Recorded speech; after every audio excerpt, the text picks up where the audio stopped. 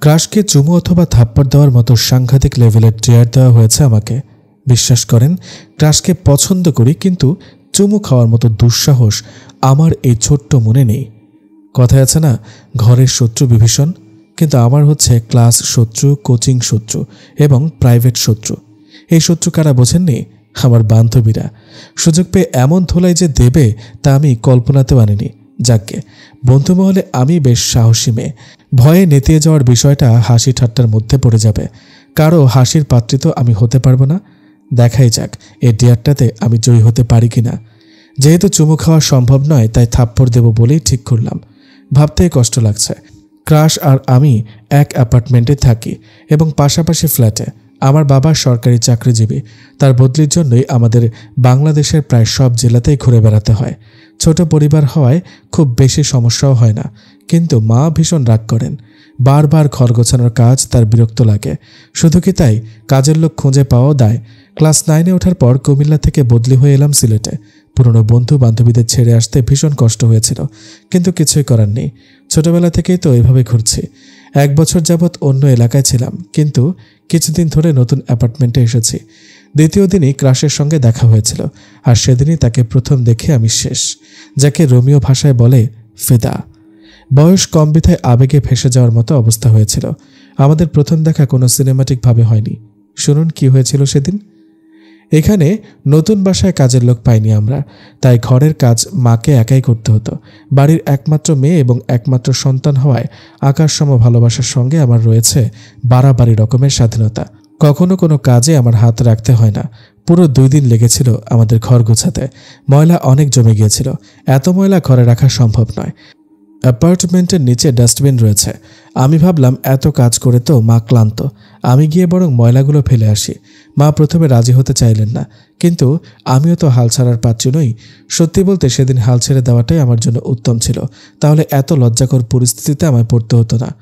আমরা থাকি 3 তলায়। 2 হাত ভর্তি ময়লা নিয়ে লিফটের কাছে গিয়ে দাঁড়ালাম, কিন্তু হাত আটকে থাকায় বাটন প্রেস করতে পারছিলাম না। বিরক্ত হয়ে নিচু হয়ে ময়লার পলিগুলো রেখে সোজা হয়ে দাঁড়াবো, অমন সময় কারো থুতনির সঙ্গে আমার মাথায় বাড়ি লাগে।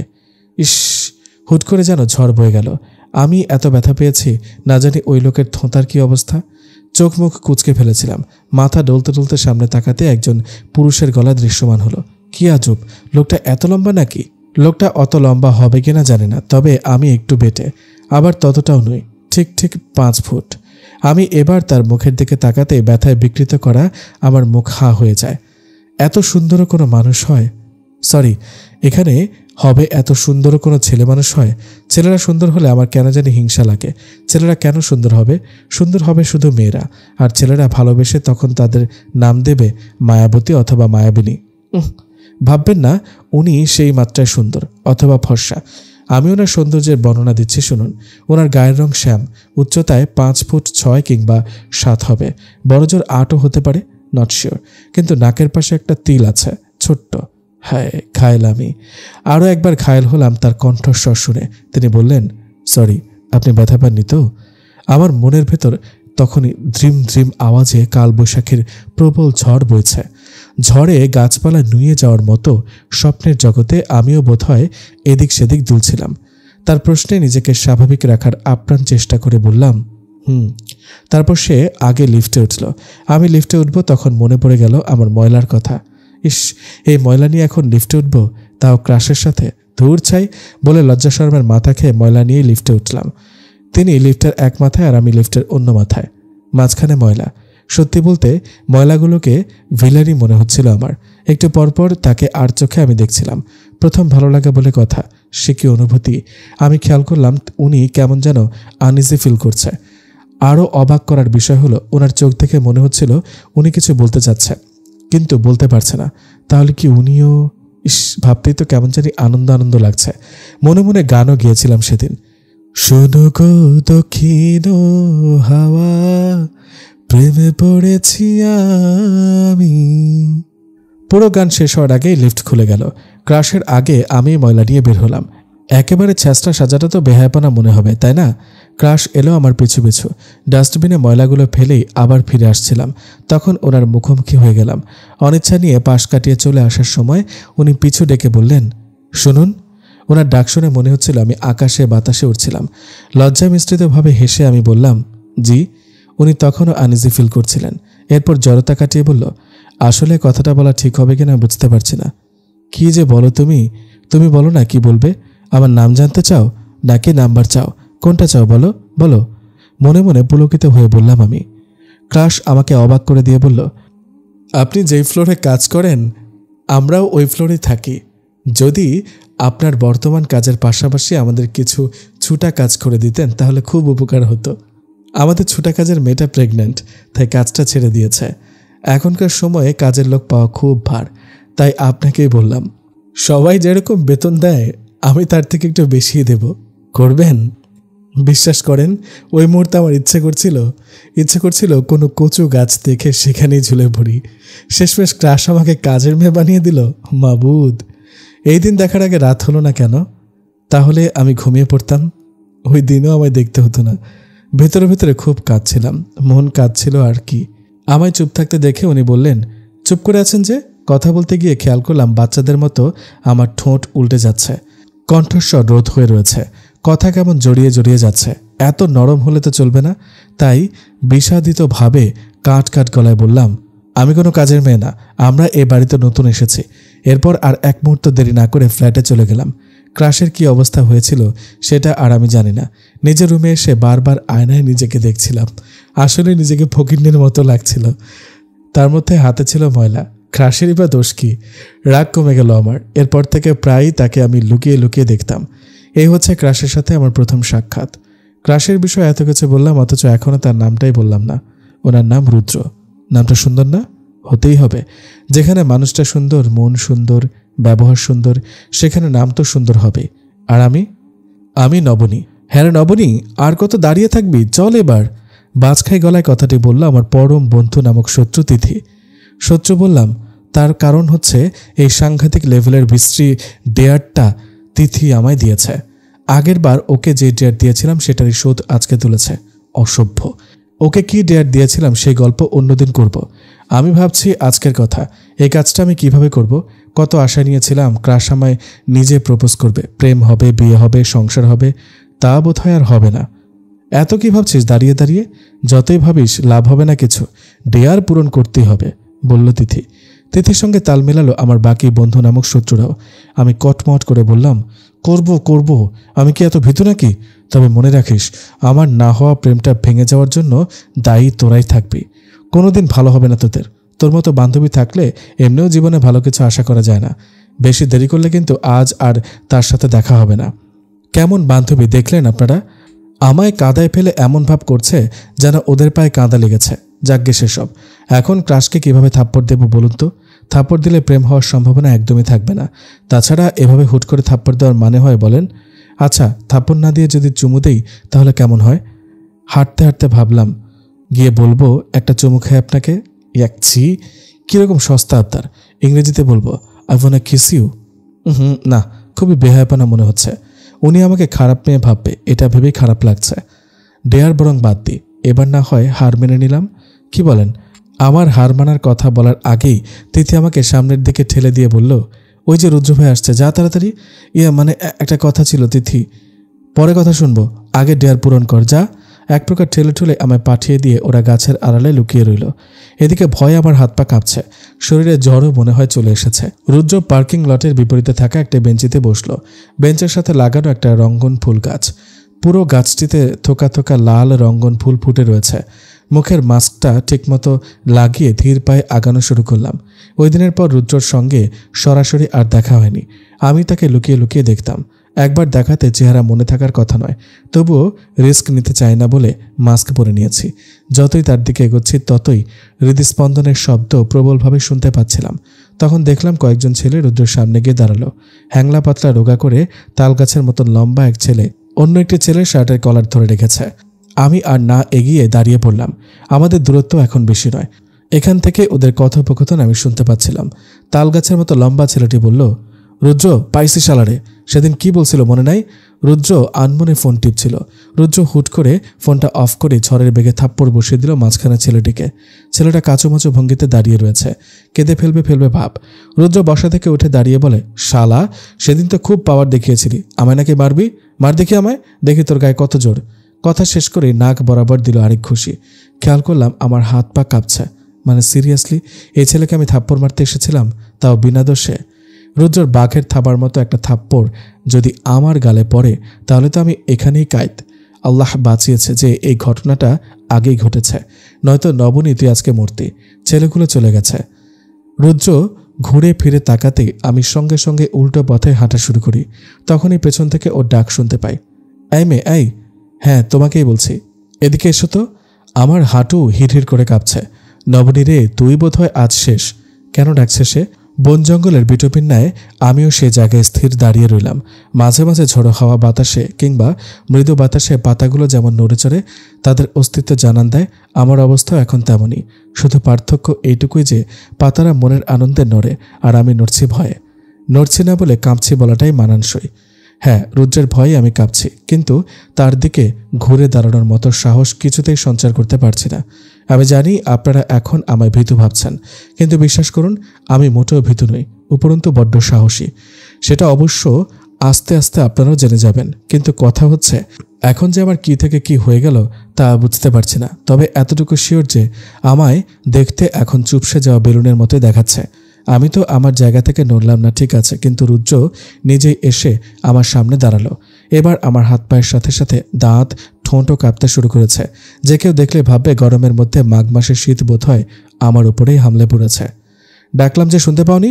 রুদ্রের গলায় বিরক্তের আভাস। আমি এবারও কিছু বলতে পারলাম না। তবে এটাই বুঝতে পারছি না, উনি আজ আমায় তুমি করে বলছে কেন? সেদিন তো আপনি করে বলেছিল। মাস্ক পরার কারণে উনি আমার পুরো মুখ দেখতে না পারলেও চোখ দেখে নার্ভাসনেস ঠিকই বুঝে ফেলল। এবার তার কুঁচকে যাওয়া কপালখানা আগের ন্যায় বিস্তৃত হলো। আমায় অবাক করে দিয়ে সে আমার কপালে হাত রাখল। এবার আর আমায় কেউ আটকাতে পারবে না, আমি শেষ। আপনারা কি ভাবছেন আমি মরে যাওয়ার কথা বলছি? একদমই নয়, আমি বরফ হওয়ার কথা বলছি। শরীরের তাপমাত্রা তো ঠিকই আছে। কপাল থেকে হাত সরিয়ে নিয়ে বলল সে। আমায় চুপ থাকতে দেখে আবার বলল, কথা বলছো না কেন? তুমি কি বোবা? এই লোকটার সমস্যাকে আমি বুঝি না। প্রথম দিন আমায় কাজের বুয়া বানিয়ে দিল, আর আজ বোবা? আমি বড় করে শ্বাস নিতে গিয়েও ব্যর্থ হলাম, তবুও মাস্ক খুললাম না। আমায় কথা বলতেই হবে এখন। না, আমি বোবা নই, অসুস্থও নই, বললাম আমি। তাহলে এতক্ষণ চুপ করেছিলে কেন? যাই হোক, তোমার হাতের পানির বোতলটা দাও। পানি ভালো তো? নিজের হাতের দিকে তাকালাম আমি। স্কুল থেকে ফেরার পথে পানির বোতল বের করে পানি খেয়েছিলাম, এখনও হাতেই রয়েছে। তার মানে উনি তখন পানির জন্য আমায় ডেকেছিল। হায় রে নবনী, আর কত কি না তুই ভেবে নিলি। সব ভয় কাটিয়ে আমি পানির বোতলটা তার দিকে এগিয়ে দিলাম। সে ঢকঢক করে এক চুমুকে পুরো বোতল ফাঁকা করে ফেলল। আমি পলক্ষহীনভাবে শুধু চেয়ে রইলাম। বোতলটা আমার দিকে ফিরিয়ে দিয়ে বলল, থ্যাংক ইউ পিচ্চি। এরপর সে বাড়ির পথে হাঁটা শুরু করলো। আমি আহম্মক সেখানেই দাঁড়িয়ে রইলাম। কি বলে গেল আমায়? পিচ্চি? রুদ্র চলে যাওয়ার পর তিথিরা আমার কাছে আসে। কাহিনী কি হলো বলতো, জিজ্ঞেস করলো তিথি। এখন আমি কি করে বলি আমি যে কাবু হয়ে গেছি ভয়ে? পুরো ঘটনা না শুনে আমায় ছাড়বে বলে মনে হচ্ছে না। সংক্ষেপে আমি বিবৃতি দিলাম। সব শুনে ওরা হাসতে হাসতে লুটোপুটি খাচ্ছে। আগেই বলেছিলাম এক একটা কি পরিমাণ বজ্জাতের হাড্ডি। আমায় মনমরা থাকতে দেখে তিথি বলল, আহারে থাক, মন খারাপ করিস না। ডেয়ারে যখন জিততে পারিসনি তখন কালকের ট্রিটটা যেন মিস না যায়। আর হ্যাঁ, পিচ্চি বলেছে বলে এত ভাও খাইস না। স্কুল ড্রেস পরা থাকলে বাচ্চাই তো মনে হবে। তোর ভাগ্য ভালো যে আপু না ডেকে পিচ্চি ডেকেছে। তিথির শেষ কথা শুনে একটু স্বস্তি পেলাম। যাক, বান্ধবীগুলো হারামি হলেও সান্ত্বনা তো দিতে পারে। ট্রিট দেব বলে ফাইনাল করে ফেললাম ডিসিশন। এর জন্য অবশ্য এখন আমায় বাবার পকেট কাটতে হবে। বাবার বাসায় ফিরতে রাত 9টার মতো বাজবে। এখন বাজে 8:45। এখনও আরও 15 মিনিট অপেক্ষা করতে হবে। নিজের ঘরে বসে ল্যাপটপে টম অ্যান্ড জেরি কার্টুন দেখছিলাম। টিভি আছে আমাদের ড্রয়িং রুমে, সেটা এখন টিভি মায়ের দখলে। সন্ধে হলেই তিনি সিরিয়াল দেখতে বসেন। এমনকি অ্যাড আসটাও একই চ্যানেলে রেখে দেন। চ্যানেল পাল্টে দিলে যদি নাটকের কোনো সিন মিস হয়ে যায়, তাই অযথা টাইম ওয়েস্ট করে আমিও যাই না টিভি দেখতে। তাছাড়া নেট থাকতে সব কিছু এখন হাতের মুঠোয় পাওয়া যায়, তখন টিভির আর কি দরকার। শুয়ে বসে কার্টুন দেখতে দেখতে খেয়াল করলাম গলাটা কেমন যেন খুসখুস করছে। রান্নাঘরে গিয়ে ফ্রিজ থেকে পানি বের করে পান করলাম। তাতেও কোনো কাজ হলো না। মায়ের হাতে এখন লেবু চা খেলেই ম্যাজিকের মতো গলা খুসখুস করা সেরে যাবে। আমি তো ভয় পাচ্ছি এটা ভেবে। সিরিয়াল দেখার সময় ডাকার ফল আবার ভয়ানক না হয়। যা হয় হবে, একটু বকলে বকতে পারে, কিন্তু বারণ করবে না। ড্রয়িং রুমে গিয়ে মাকে বললাম, মা 1 কাপ লেবু চা করে দাও তো, গলাটা ভীষণ খুসখুস করছে। মা এক পলক আমার দিকে তাকিয়ে বিরক্ত নিয়ে বলল, একটু পরে অ্যাড দিবে, যা বলার তখন বলবি। বুঝলাম সিরিয়ালে হয়তো টান টান উত্তেজনা চলছে। কি আর করার, অ্যাড আসার আশায় সোফায় বসে রইলাম। মায়ের একটু পর শেষ হয়েছে, পাক্কা 6 মিনিট পর, অর্থাৎ ঠিকঠাক 6 মিনিট পর অ্যাড এসেছে। এমন পুঙ্খানুপুঙ্খভাবে কিভাবে বললাম সেটাই তো ভাবছেন। আমার গায়েবী কোনো গুণ নেই, দেওয়াল ঘড়িতে বসে বসে সময় গুনেছি। অ্যাড আসার পর মা বলল, বল এখন কি বলবি। বলছিলাম যে গলাটা কেমন জানি খুসখুস করছে, 1 কাপ লেবু চা বানিয়ে দাও। আমি সিরিয়াল দেখতে বসলেই তোর গলা খুসখুস করে, মাথা ব্যথা করে, পেট ব্যথা করে। কাহিনী কি বলতো? এখানে কাহিনীর কি হলো মা? আমি কি ইচ্ছে করে সমস্যাগুলো আনি? এক্স্যাক্টলি, আমার মনে হয় তুই ইচ্ছে করে সমস্যাগুলো আনিস, নয়তো মিথ্যে বাহানা করিস। শুধু শুধু অতগুলো কথা শোনাচ্ছ মা। বিরক্ত লাগলে রেসিপি বলে দাও, আমি বানিয়ে নিচ্ছি। তার আর কোনো প্রয়োজন নেই, রান্নার তো রও জানিস না, পরে হাত পা পুড়িয়ে তোর বাবার বকুনি খাওয়াবি। কথাগুলো বলতে বলতে মা রান্নাঘরের দিকে গেল। আমিও পিছু যেতে যেতে বললাম, বাবাকে দোষ দিচ্ছ কেন? রান্না শেখানোর দায়িত্ব সবসময় মায়েদের হয়, বাবার নয়। তুমি রান্না শেখাওনি, এমনকি এখনও শেখাচ্ছ না।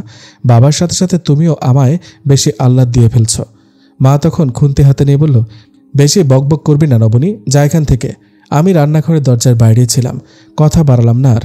ফিরে আসার পথে কলিং বেলের আওয়াজ শুনলাম। বাবা এসেছে, দৌড়ে গিয়ে দরজা খুলে দিলাম আমি। আমায় দেখে বাবা মিষ্টি করে হাসলো, একটা প্যাকেট আমার হাতে দিল। মুখ আলগা করে দেখলাম কচকচে পেয়ারা। বাবা জুতা খুলতে খুলতে বলল, তোর মা কোথায়? চা বানাচ্ছে। পেয়ারাগুলো টেবিলের উপর রেখে আমি সোফায় বসে পড়লাম। বাবা ঘরে যাওয়ার আগে শব্দ করে মাকে বলল, আমার জন্য 1 কাপ চা বানিও তো। টুং করে জোরে একটা শব্দ এলো রান্নাঘর থেকে। এরপর ঝনঝন করা শব্দ শুনতে পেলাম। মা রাগে গজগজ করতে করতে বেরিয়ে এসে বলল, বাপ মেয়ে মিলে একটার পর একটা বায়না করে যাচ্ছে, তোমাদের জন্য একটু শান্তিতে টিভিও দেখতে পারি না। পেয়েছো তো কলুর বলদ, যেভাবে পারছো খাটাচ্ছ। মা রাগে ফোঁসফোঁস করছে।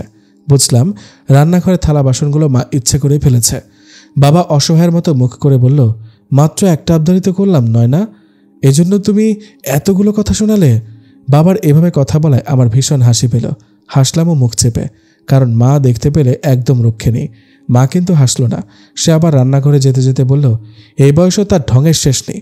বাবা এবার বিচার দেওয়ার ভঙ্গিতে মাকে শুনিয়ে শুনিয়ে আমায় বলল, নবনী তুই বলতো আমার এমন কি বয়স হয়েছে তোর মা কথায় কথা আমায় বুড়ো বলে? এটা কি ঠিক? না, একদম না, এটা তো ঘোর অন্যায়। জ্ঞানী জ্ঞানী ভাব নিয়ে বললাম আমি। মা 2টো চায়ের কাপ নিয়ে এলো, আমার দিকে একটা কাপ এগিয়ে দিয়ে বলল, বাপের চামচ একদম বাপের মতোই হয়েছে। মা ওটা চামচি হবে। তুই চুপ কর। করলাম। বাবা তার চায়ের কাপে চুমুক দিয়ে বলল, আহ, চা তো নয়, যেন অমৃত। নয়না তুমি আর রাগ করে থেকো না, কাল শুক্রবার, কালই আমি একটা কাজের লোক নিয়ে আসবো, সে সব কাজে তোমায় সাহায্য করবে। দেখবো নে, চুপ করে থাকো, এখন সিরিয়াল শুরু হয়েছে। বাবা আমার দিকে তাকিয়ে মিটমিট করে হাসতে হাসতে নিজের ঘরে চলে গেল। এখন সে গোসল করবে। আমি অপেক্ষা করতে লাগলাম বাবার গোসল শেষ হওয়ার। বাবা মায়ের ঘরে বসে রইলাম। গোসল শেষ করে আমায় দেখে বলল, কি ব্যাপার, কিছু বলবি? বলবো তো। তাহলে বলে ফেল। আমার কিছু টাকা লাগবে। নিবি? বারণ করলো কে? তাহলে দাও। কত দেব? 1000 হলেই হবে, কাল বান্ধবীদের ট্রিট দেব। কিসের ট্রিট? পরীক্ষার রেজাল্ট দিয়েছে নাকি? নাকি প্রেম টেম কিছু করিস? উফ বাবা, কোনোটাই না। একটা ডেয়ার নিয়েছিলাম কিন্তু হেরে গিয়েছি, তাই ওদের ট্রিট দিতে হবে। তুই আমার মেয়ে হয়ে হেরে গেলি? ছি ছি ছি, ভেরি ব্যাড। তুমি আর কাটা খায় নুনের ছেটা দিও না তো বাবা। আচ্ছা যা, দেব না। টাকা কাল সকালে নিয়ে যাস। পাক্কা তো? একদম পাক্কা। আমি বাবার গালে চুমু খেয়ে নিজের ঘরে চলে গেলাম। আপনারা হয়তো আমার বাবার সাথে এমন কথোপকথন শুনে অবাক হয়েছেন। অবাক হওয়ার কিছু নেই, বাবা আমার প্রথম বেস্ট ফ্রেন্ড। আমি প্রায় সব কথাই বাবাকে শেয়ার করি, যে কথা হয়তো মাকে বলতেও ভয় পাই। ঘরে এসে আমি শুয়ে পড়লাম। রাত 8টার মধ্যেই আমি রাতের খাবার খেয়ে ফেলি। বাবা অফিস থেকে আসলে মা আর বাবা একসঙ্গে খায়। সকালবেলা ঘুম থেকে উঠে ড্রয়িং রুম থেকে হইচই শুনতে পেলাম। হাই তুলতে তুলতে ড্রয়িং রুমে গিয়ে দেখি 10 কি 11 বছরের এক ছেলের সাথে বাবা কথা বলছে। তার মানে সত্যি সত্যি বাবা সকাল হতে না হতে কাজের জন্য এই ছেলেকে ধরে এনেছে। বাবা ছেলেটিকে প্রশ্ন করেছে, বলতো ওয়াই এর আগের অক্ষর কি? ছেলেটি বলল, জানি না। বাবা আবার প্রশ্ন করলেন, তাহলে বলতো 50-এর আগের সংখ্যা কত? ছেলেটি এবারে বলল, জানি না। বাবা হতাশ হয়ে বলল, তুই তো দেখি কিছুই পারিস না। ওকে, নো প্রবলেম, আমি তোকে স্কুলে ভর্তি করিয়ে দেব। আমি এবার গিয়ে প্রশ্ন করলাম, বাবা এই ছেলেটা কে? ভালো হয়েছে তুই এসেছিস, আয় তোর সঙ্গে পরিচয় করিয়ে দিই। ওর নাম হচ্ছে রাজ্জাক। আর রাজ্জাক, এই যে সামনে দাঁড়ানো পরীর মতো সুন্দরী মেয়েটিকে দেখতে পাচ্ছিস, ও হচ্ছে আমার একমাত্র রাজকন্যা। ওর নাম নবনী, তুই ওকে আপা বলে ডাকবি। আচ্ছা, মাথা নাড়িয়ে বলল রাজ্জাক। আমি বেশ ভালো করে জানি বাবা এই ছেলেটাকে কাজ করার জন্য আনলেও কাজ করাবে না। বাবা ওর সম্পর্কে আরও কিছু বলতে যাচ্ছিল।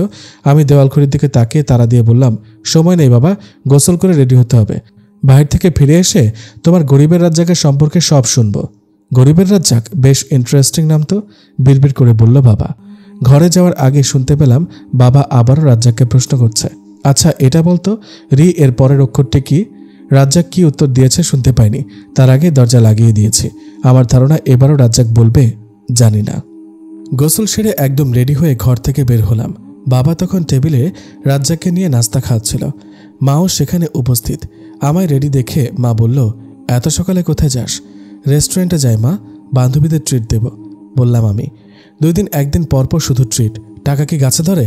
বাবা কথার মাঝে ফোড়ন কেটে বলল, সে কি নয় না, তুমি জানো না আমার একটা টাকার গাছ আছে, গোপন গাছ, ওইখান থেকে তো আমি টাকা পাই। মা কটমট করে তাকিয়ে আছে বাবার দিকে। বাবা সেদিকে লক্ষ্য না করে আমায় বলল, আমার ঘরে বালিশের নিচে দেখ 1500 টাকা আছে, সব টাকা আবার ভাঙিস না। আসার সময় নবরত্ন তেলের বোতল কিনে আনবি তোর মায়ের জন্য। নবরত্ন তেল মাথা ঠান্ডা করার জন্য বেশ উপকারী, আর বাকি সব টাকা তোর। মা টেবিলের উপর জোরে থাপ্পড় দিয়ে বলল, তোমার সব কিছুতেই বাড়াবাড়ি।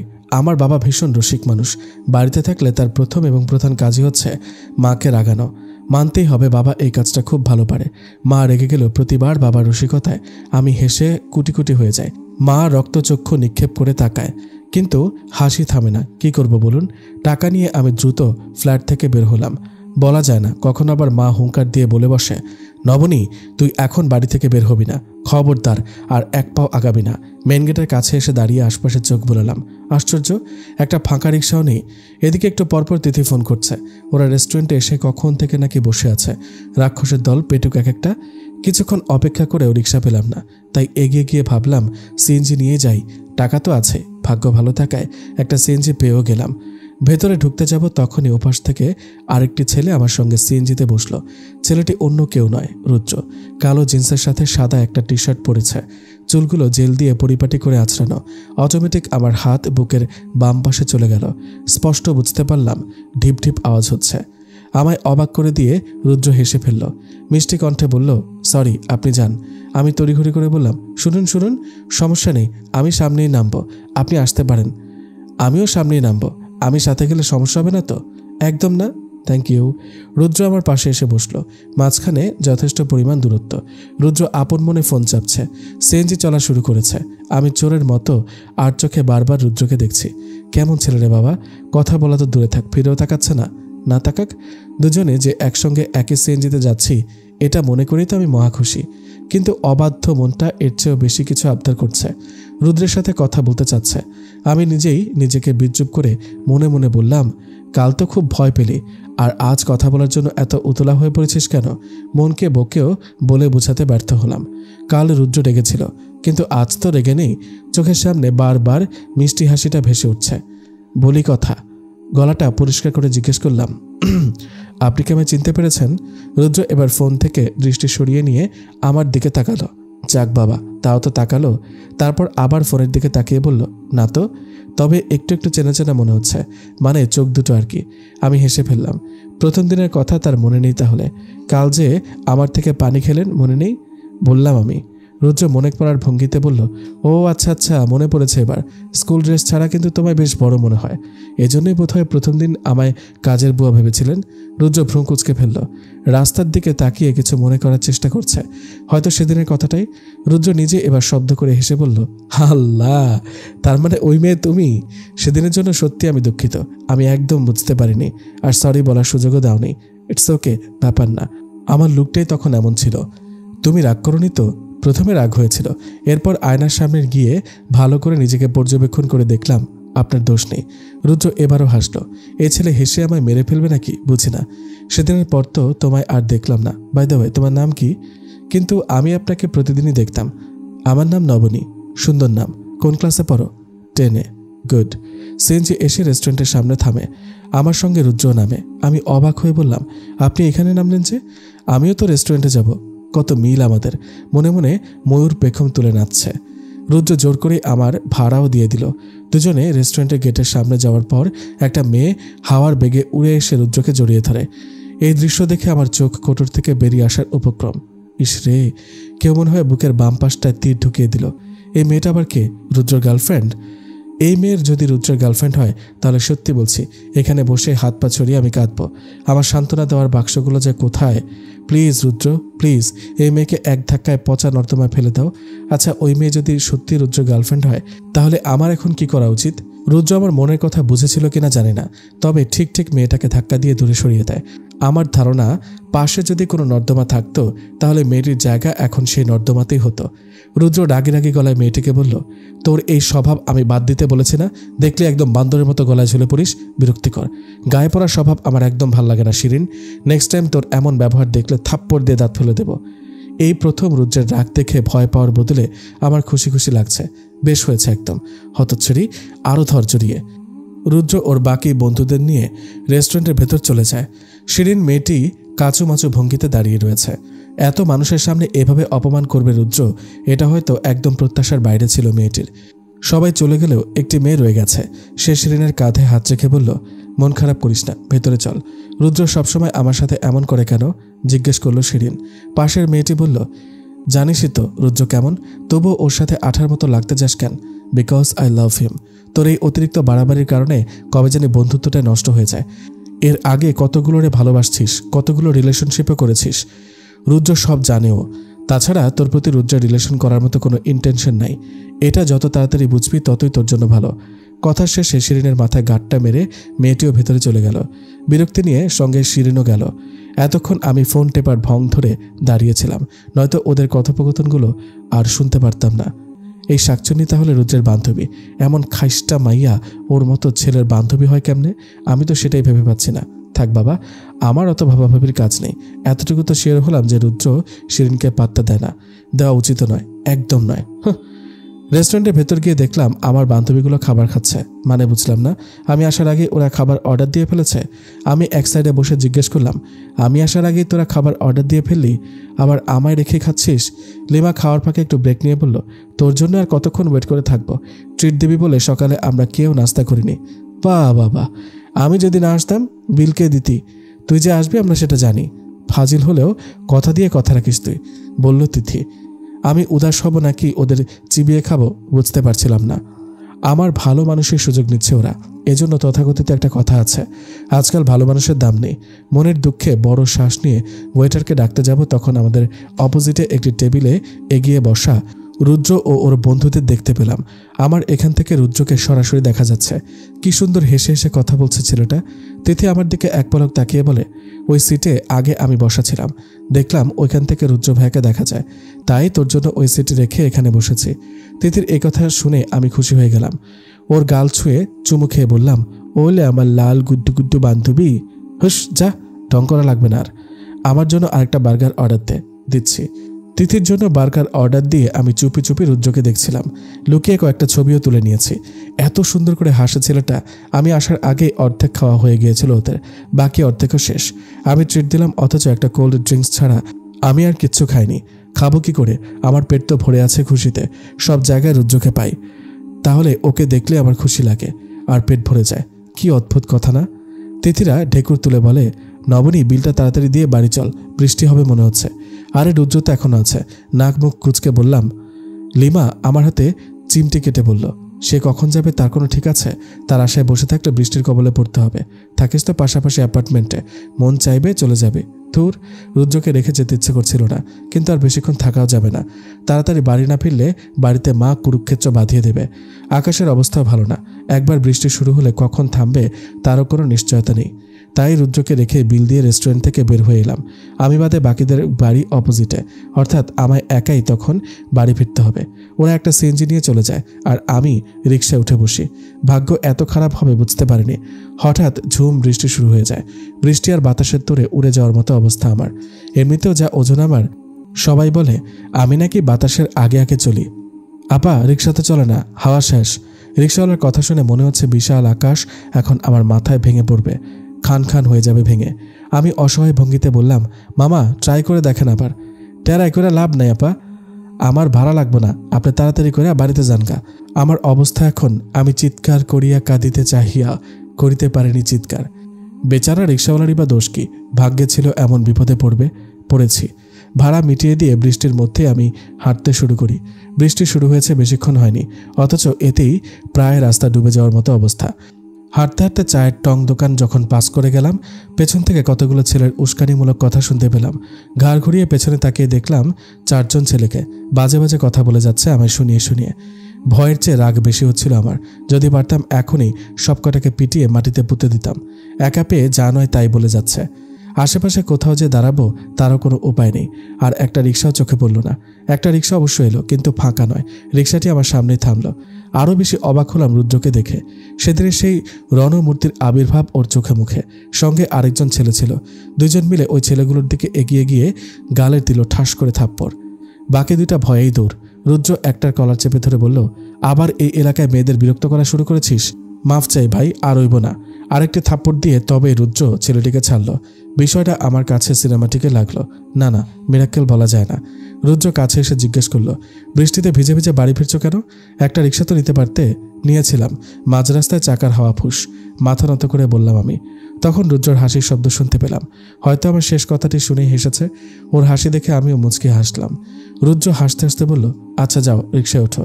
খুশির উত্তেজনায় ইচ্ছা করছিল ওখানে নাচানাচি শুরু করি। রুদ্র আর আমি এক রিক্সায়।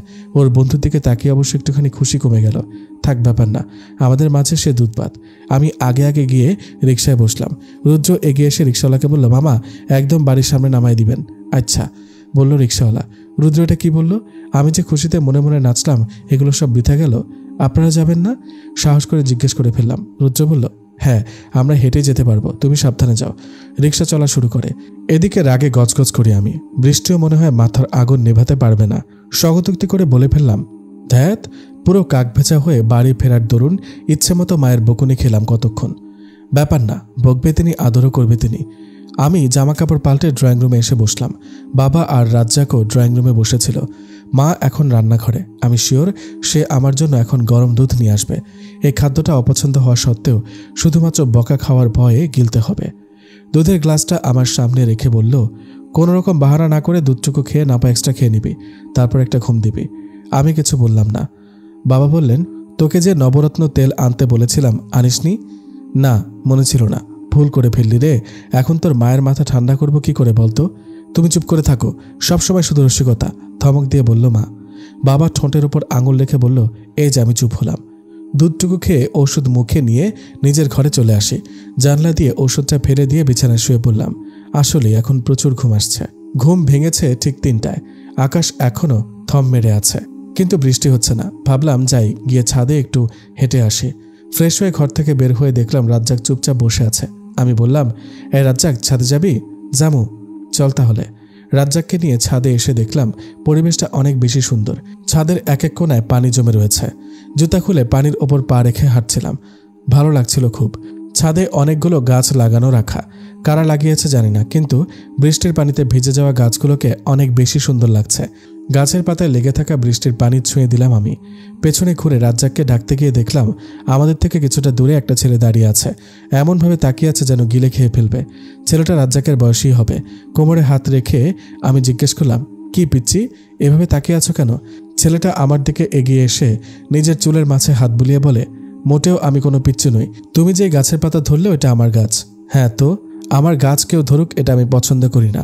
এইটুকু ছেলের কথা শুনেছেন আপনারা? বাপরে বাপ, কি অ্যাটিটিউড! এই বয়সে আমরা মায়ের আঁচল ধরে ঘুরতাম, খেলনাপাতি খেলতাম। বড়দের সঙ্গে কথা বলা তো দূরে থাক, ঠিকমতো চোখের দিকেও তাকাতাম না ভয়ে। ছেলেটি মুচকি এসে বলে, আমি রিশান। তোমার নাম কি? নবনী। ওয়াও, অনেক সুন্দর নাম তো।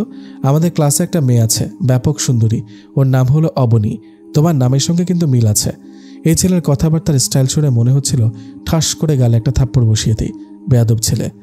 মনে মনে বকলেও মুখে কিছু বললাম না। ছেলেটা গুলুমুলু আছে, গাল দুইটা চটকায় দিতে মন যাচ্ছে। আমি হেসে বললাম, এই বয়সে এত যে ঢং, তোমার বাড়ির কেউ কিছু বলে না? কি বলবে, কারো সাহস আছে নাকি আমার কিছু বলার? ও বাবা, রংবাজ নাকি তুমি? আমি না, তবে আমার ভাইয়া। সবাই ভাইয়াকে অনেক ভয় পায়। তুমি কি আমার ভাইয়াকে চেনো? জি না, আমি কি করে চিনব? আমরা এই বাসায় নতুন এসেছি। ও সমস্যা নেই, চিনে যাবা। এই অ্যাপার্টমেন্টের সবাই আমার ভাইয়াকে চেনে, বিশেষ করে সুন্দরী মেয়েরা। আমার ভাইয়া কিন্তু কাউকে পাত্তা দেয় না। ও তাই? শোনো, তোমার ভাইয়াকে এক কিকে দূরে ফেলে দেবে এমন একজনকে আমি চিনি। ছি, এমন কথা মুখেও আনো না। আমার ভাইয়া একবার শুনলে তোমার খবর আছে।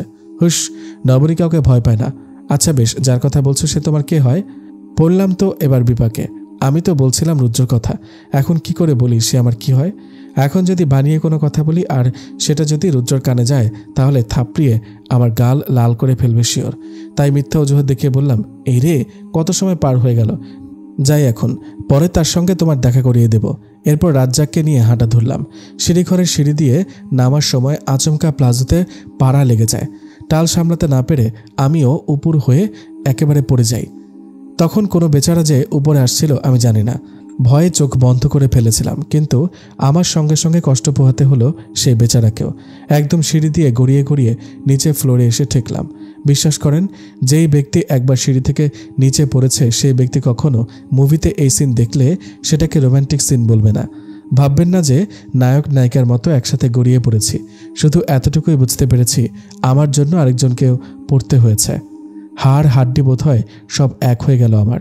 সিঁড়ি দিয়ে দপাদপ কারোর নামার শব্দ পেলাম, হয়তো সেটা রাজ্জাক হবে। আর একটু দূর থেকে রিশানের কণ্ঠ শুনলাম, ভাইয়া রে।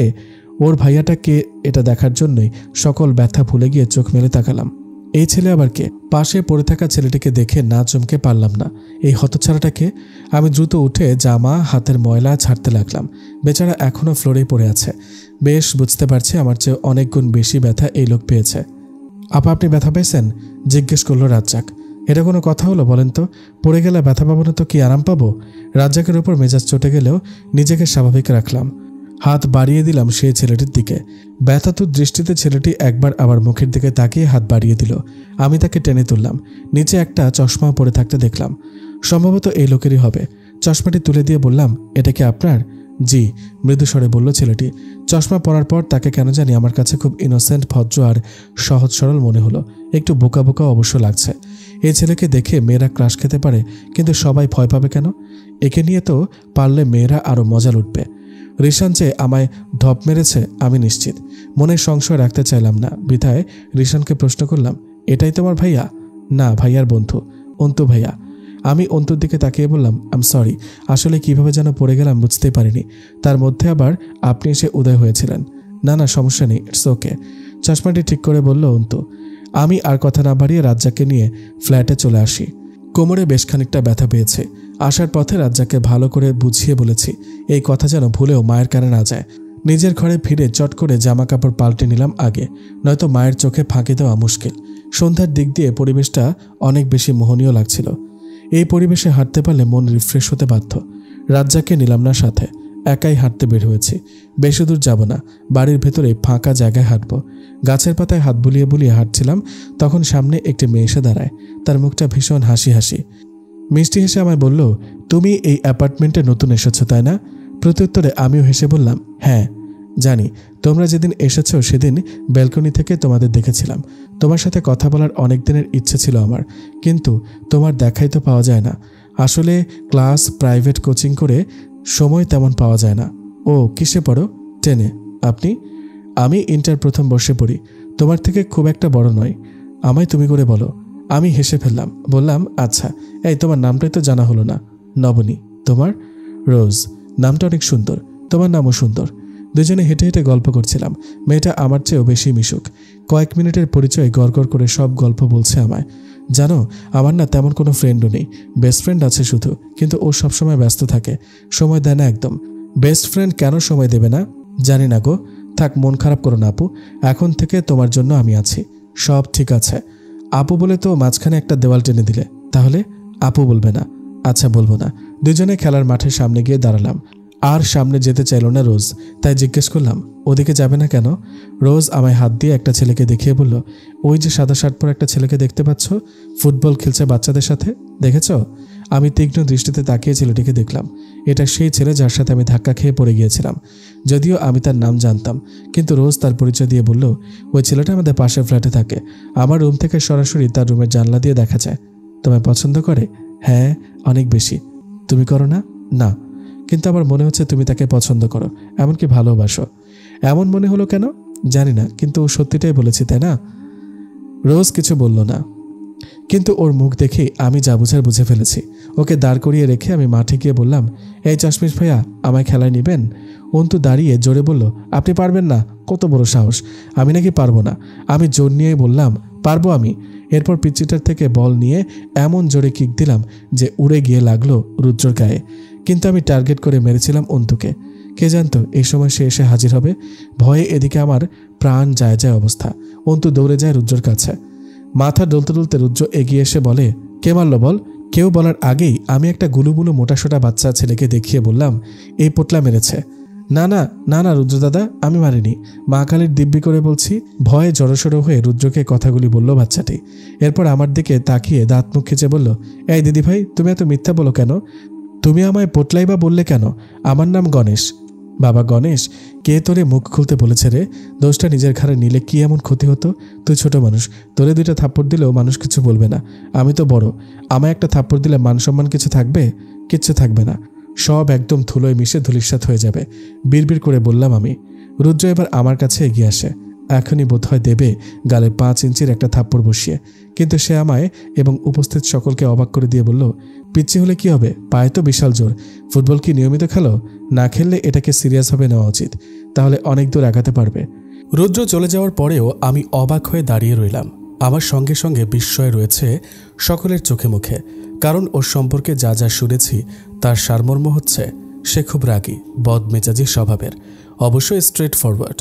ভুল পেলে কাউকে ছেড়ে কথা বলে না, সে যেই হোক না কেন, মুরব্বী হলেও নয়। এজন্য অনেকেই রুদ্রকে অপছন্দ করে, বেয়াদব বলে। তাতেও রুদ্রর কিচ্ছু যায় আসে না, সে তার নিজের জায়গায় স্থির এবং অটল। কিন্তু আজকের ঘটনার পর সে আমায় না মারলে একটা ঝাড়ি যে অন্তত দেবে, এটা সবারই প্রত্যাশা ছিল। কিন্তু না, সে তা করেনি, বরং কেয়ারিং দেখিয়েছে। আর এই সামান্য কথাটাই এবার ছড়িয়ে পড়েছে সর্বত্র।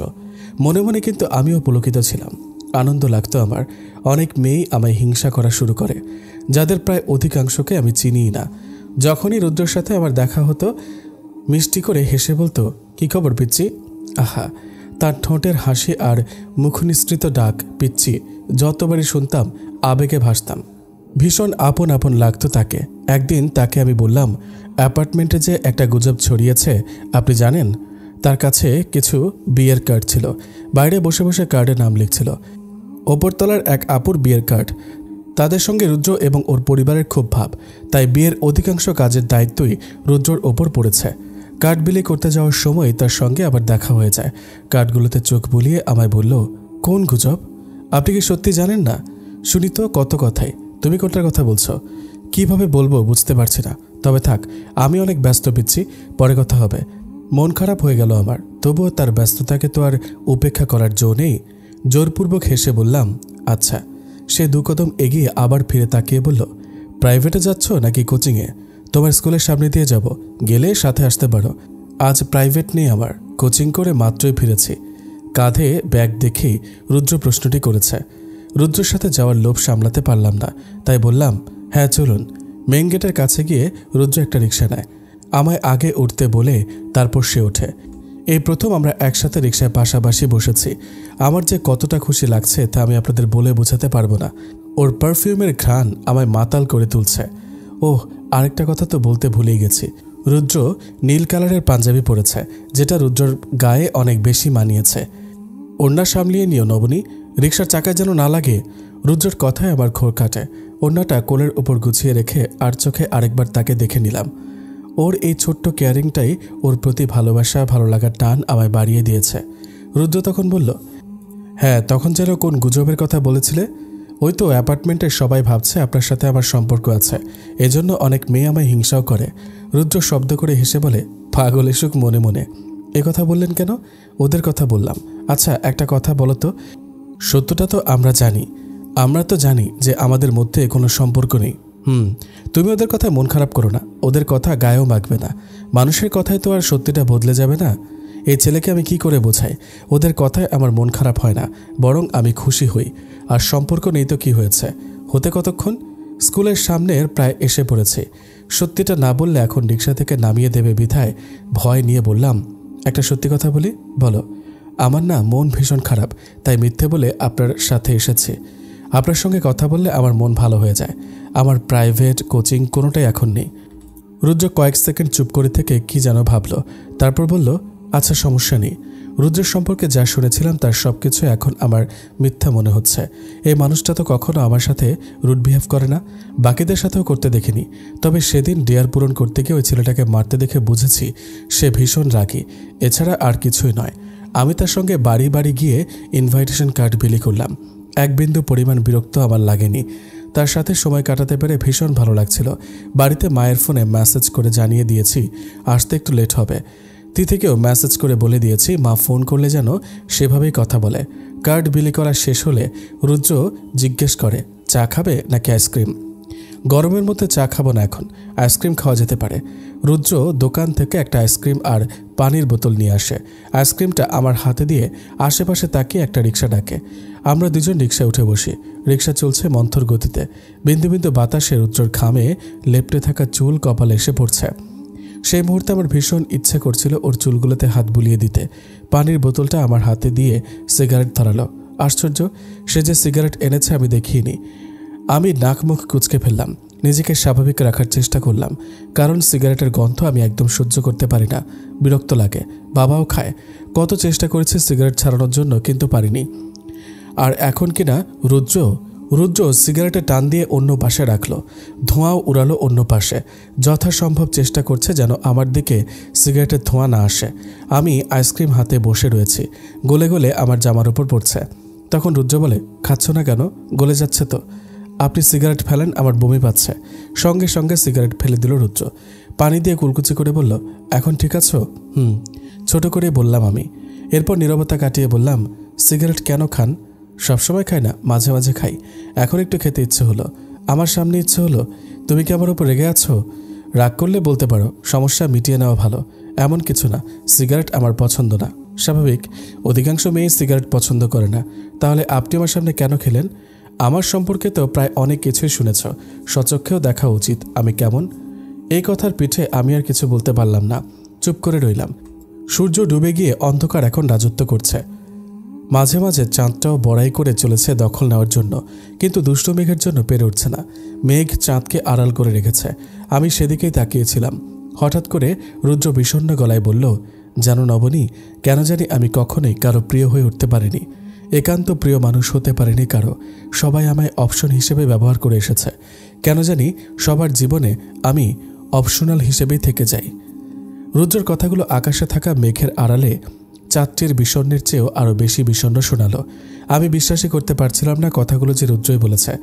এই মানুষটারও কি কোনো দুঃখ থাকতে পারে? রুদ্র নীরব এবং নির্জীব হয়ে রয়েছে। কথা নেই আমার মুখেও। চারপাশ থেকে বারবার রিকশার টুংটাং শব্দ ভেসে আসছে। কতক কতক জায়গায় চায়ের দোকানের সামনে লোকজনের কোলাহল এবং সমাগম। ফিরতি কোনো প্রশ্ন করব সেই সাহসও কেন জানি পাচ্ছি না। আচমকা পুরো প্রসঙ্গ পাল্টে ফেলে রুদ্র বলল, এখান থেকে বাড়ি খুব কাছে, এখন হেঁটে যাবে? হাঁটতে খুব ইচ্ছে করছে। তার এই প্রস্তাবে আমি খুশি হলাম, কারণ রাতের বেলায় রাস্তায় হাঁটার অন্যরকম আনন্দ রয়েছে। পাশে যদি থাকে প্রিয় মানুষ, তাহলে সেই সময়ের বর্ণনা করা কষ্টসাধ্য বটে। তাই বারণ করার প্রশ্নই আসলো না। আমি বিনা বাক্যে রাজি হয়ে যাই। রিক্সা থেকে নেমে দুজনে ফুটপাত দিয়ে হাঁটছি। মনের ভেতর লুকিয়ে রাখা প্রশ্নটিও করে ফেললাম, কেন সবাই আপনাকে অপশনাল হিসেবে ব্যবহার করে? অপশনালের চেয়েও সেকেন্ড চয়েস বেশি হয়েছি। কেন হয়েছি সেসব না হয় আরেকদিন বলবো। একদিনে সব জেনে ফেললে পরে আর কোনো আগ্রহ থাকবে না। আমি হেসে ফেললাম। সে তো আর এটা জানে না যে তার প্রতি আমার আগ্রহ কোনোদিনই কমবে না, বরং সময়ের সঙ্গে সঙ্গে পাল্লা দিয়ে বাড়বে। বাড়ির গেটের কাছে আসার পর রুদ্রর কিছু মেয়ে কাজিনের সঙ্গে দেখা হয়ে যায়। এদেরকে আমি ফেসবুকে দেখেছি রুদ্রর আইডিতে। যদিও তারা কাজিন, কিন্তু আমার ভীষণ হিংসা হয়। কাঁধে হাত রেখে হাসি হাসি মুখ করে তোলা যতগুলো ছবি আছে, সব কয়টা আমার পুড়িয়ে ফেলতে ইচ্ছে করে। আমি সহ্য করতে পারি না একদম। রুদ্রকে পেয়ে ওরা একদম জেকে ধরেছে। একজন বলছে, তোর কাছে যাচ্ছিলাম, ভালোই হলো দেখা হয়ে গেছে, চল আড্ডা দেব। আজ থাক, রিমির বিয়ের অনেক কাজের দায়িত্ব আমার ওপর, বলল রুদ্র। আরেকটা মেয়ে তখন রুদ্রের গাল চেপে ধরে বলল, তোর নাটক বন্ধ কর, বিয়ে তো আর আজই হচ্ছে না। কয়েক ঘন্টা আমাদের সাথে আড্ডা দিলে কিচ্ছু হবে না। প্রয়োজনে পরে এসে আমরা সবাই তোকে কাজে হেল্প করব। রুদ্র তখন হেসে বলল, তাহলে ঠিক আছে, চল। ওরা একদিকে খুনসুটিময় ঝগড়া করছে আর আমি অসহায়ের মতো দাঁড়িয়ে ওদের কাণ্ড দেখছি। আপনাদের হয়তো আমার এমন কথা শুনে হাসি পাচ্ছে, কিন্তু বিশ্বাস করুন আমার অনেক কষ্ট হচ্ছে, খারাপ লাগছে। আমি বেশ ভালো করে বুঝতে পারছি সুখ ও দুঃখ একে অপরের পরিপূরক। একটু আগেও যে আমি সুখের সাগরে ভাসছিলাম, সেই আমি এখন তিক্ত অভিজ্ঞতার সম্মুখীন হয়েছি। আমি বুঝতে পারি না কিছুতেই মেয়েগুলো এমন ছেঁচড়া হয় কিভাবে। ছেঁচড়া হবে ছেলেরা, মেয়েদের পেছনে ঘুরে ঘুরে ছেঁচড়ামি করবে, মানায় ওদের। কিন্তু মেয়েরা কেন এমন করে? আমি কিন্তু আবার সব মেয়েদের কথা বলছি না, এই টাইপের কিছু মেয়ের কথাই বলছি। ছেলে কাজিন আমারও আছে, কিন্তু আমরা ঘন ঘন আড্ডা দিই না। কোনো অনুষ্ঠানে একসঙ্গে হলেও সবাই মিলে গল্পগুজব করি না, এভাবে কেউ মিশতে পারি না। ছেলেরা একসাথে এবং মেয়েরা একসাথে আড্ডা দিই। তাহলে কি আমরাই ইম্যাচিওর? ওদের গল্পগুজব এবং কোথায় আড্ডা দেবে সব প্ল্যান শেষ হলে রুদ্রর নজর আমার দিকে পড়ে। আমার ভীষণ কান্না পাচ্ছিল। উচিত ছিল অনেক আগেই বাড়িতে ফিরে আসা, কিন্তু কোনো এক অজানা কারণে আমার পা সেখানে স্থির ছিল। রুদ্র আমার কাছে এসে বলল, নবনী, তুমি বাসায় যাও, রাত না হলে তোমার সঙ্গে করে নিয়ে যেতাম। সমস্যা নেই, আপনি ওদের সঙ্গে যান, এনজয় করুন। এটুকু বলেই আমি ভেতরে চলে আসি, একবারও পেছনে তাকাইনি। ভেতর থেকে আসা দীর্ঘশ্বাস সঙ্গে সঙ্গে চোখের কোণে পানিও নিয়ে এসেছে। বড্ড জেলাসিত আমি। বাড়িতে এসে কি করব বুঝতে পারছিলাম না। আমার সময় কাটছে না কিছুতেই। আমায় গম্ভীর থাকতে দেখে মা জিজ্ঞেস করলেন, কি হয়েছে তোর? কই কিছু না তো, আনমনি বললাম আমি। বললেই হলো? কিছু না হলে তুই তো এত চুপচাপ থাকার মেয়ে না। এগুলো কোনো কথা হলো মা? চুপচাপ আছি এমনি, কোনো স্পেসিফিক রিজন নেই। তুই চুপ কর। মিথ্যা কার সঙ্গে বলিস তুই? আমার পেটে হয়েছিস তুই, নাকি আমি তোর পেটে হয়েছি? তোমরা মায়েরা কি কমন ডায়লগগুলো দেওয়া এবার অফ করতে পারো না? ছোটবেলা থেকে শুনে আসা সব ডায়লগই এখন আমার মুখস্থ। তুই অনেক বেয়াদব হয়ে গেছিস নবনী। সরি মা, তুমি এখন যাও, আমি একটু একা থাকবো। আমার পেটের মেয়ে হয়ে তুই এমন করিস? তোর থেকে তো রাজ্জাকি ভালো। বেশ তো, ওর কাছে যাও। মা কিছুক্ষণ আমার দিকে অগ্নিদৃষ্টি নিক্ষেপ করে রুম থেকে চলে গেলেন। আমি ঠাঁইভাবে সেখানেই কিছুক্ষণ বসে থেকে বারান্দায় চলে আসি। মেন গেটের দিকে তাকিয়ে দেখি রুদ্র আসছে কিনা। না, অনেকেই আসে, কিন্তু রুদ্র আসে না। ফেসবুকে লগইন দিয়ে রুদ্রর আইডিতে গেলাম, তাকে অ্যাক্টিভ দেখাচ্ছে। ডেও দিয়েছে দেখলাম, 1 ঘন্টা আগে দেওয়া। ছবিটা ওর মেয়ে কাজিনের সাথে। তার মানে যাওয়ার পর সাথে সাথে ছবি তুলে ডেতে দিয়েছে। কি যে অসহ্য রকমের পেন হচ্ছে তা বলে বোঝাতে পারবো না। বড় বড় শ্বাস নিয়ে নিজেকে ধাতস্থ করে ওর পুরনো পোস্ট ছবিগুলো দেখছিলাম। হাত শুধু নিষ্পিস করছিল নখ দেওয়ার জন্য। মনের কথায় সায় দিলাম। নখ দিয়ে জিজ্ঞেস করলাম, বাড়ি ফিরেছেন? রিপ্লাই এলো ঠিক 2 মিনিট পর। লিখেছে, না, আজ বাড়ি ফিরতে দেরি হবে।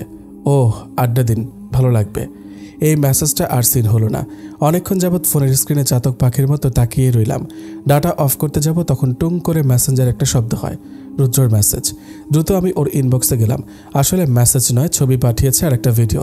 সবগুলো ছবি ওর ওই কাজিনগুলোর সাথে। ভিডিওটা মনে হচ্ছে ছবি তুলতে গিয়ে ভুল করে ফেলেছে। বুঝতে পারার পর রুদ্র হেসে মুখ অন্যদিকে ঘুরিয়ে নিয়েছে। ইস, হাসিটা যেন সোজা বুকে এসে বেঁধেছে। শুধু চোখের কাটা লাগছিল ওই আপুগুলোকে।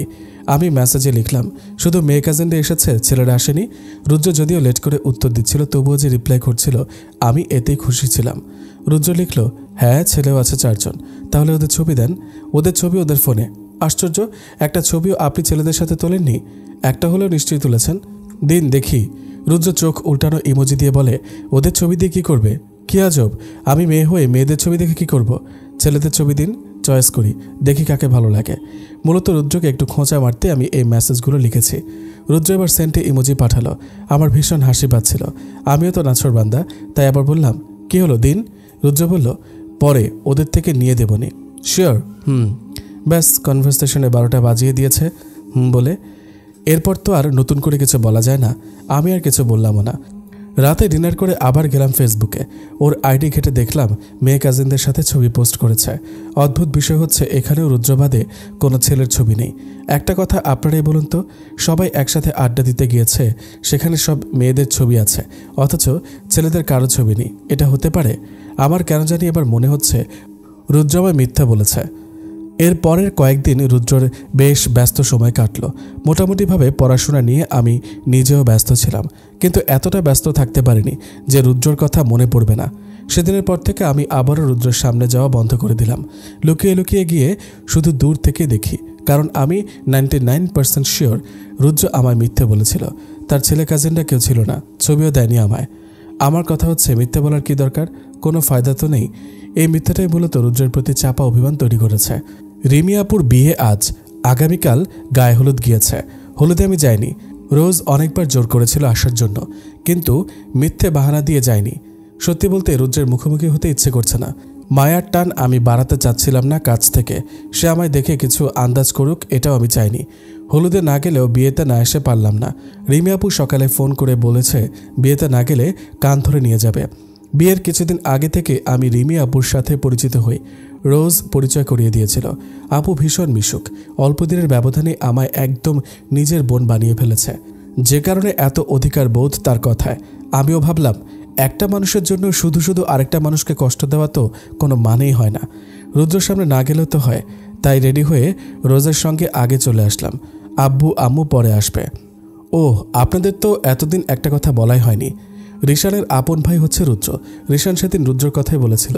রাজ্জাকের সাথে রিশানের ভাব জমে গেছে বহু আগেই। ওরা ওদের বন্ধুত্বের নাম দিয়েছে R2। এদিকে আমি তো আমার চারপাশে সবই আর দেখি।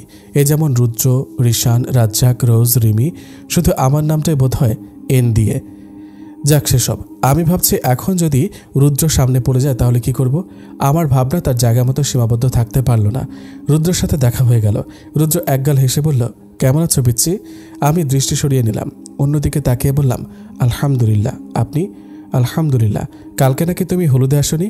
আমি এবার অবাক হয়ে তাকালাম তার দিকে। সে আমায় জিজ্ঞেস করছে শিওর হওয়ার জন্য আমি এসেছিলাম নাকি। তার মানে সে জানেই না, খেয়ালও করেনি। এমনকি একবার আমার কথা মনেও হয়নি। অবশ্য আগ বাড়িয়ে এত কিছু ভাবা, এত এক্সপেকটেশনস রাখা আমার উচিত হয়নি।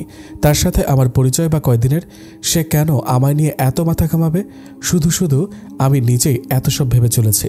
আমায় চুপ থাকতে দেখে রুদ্র বলল, চুপ হয়ে গেলে যে? আমি মৃদু মেকি হেসে বললাম, আসেনি। আজ সকালে একটা পরীক্ষা ছিল তাই। এখন আবার কিসের পরীক্ষা? যাই হোক, আজকে কিন্তু তোমায় অনেক সুন্দর লাগছে। মাশাআল্লাহ, মনে হচ্ছে আজ রাতের বুকে সুন্দর একটা চাঁদ জ্যোৎস্না ছড়াচ্ছে। আপনি অনেক সুন্দর করে কথা বলতে পারেন। রুদ্র হাসল।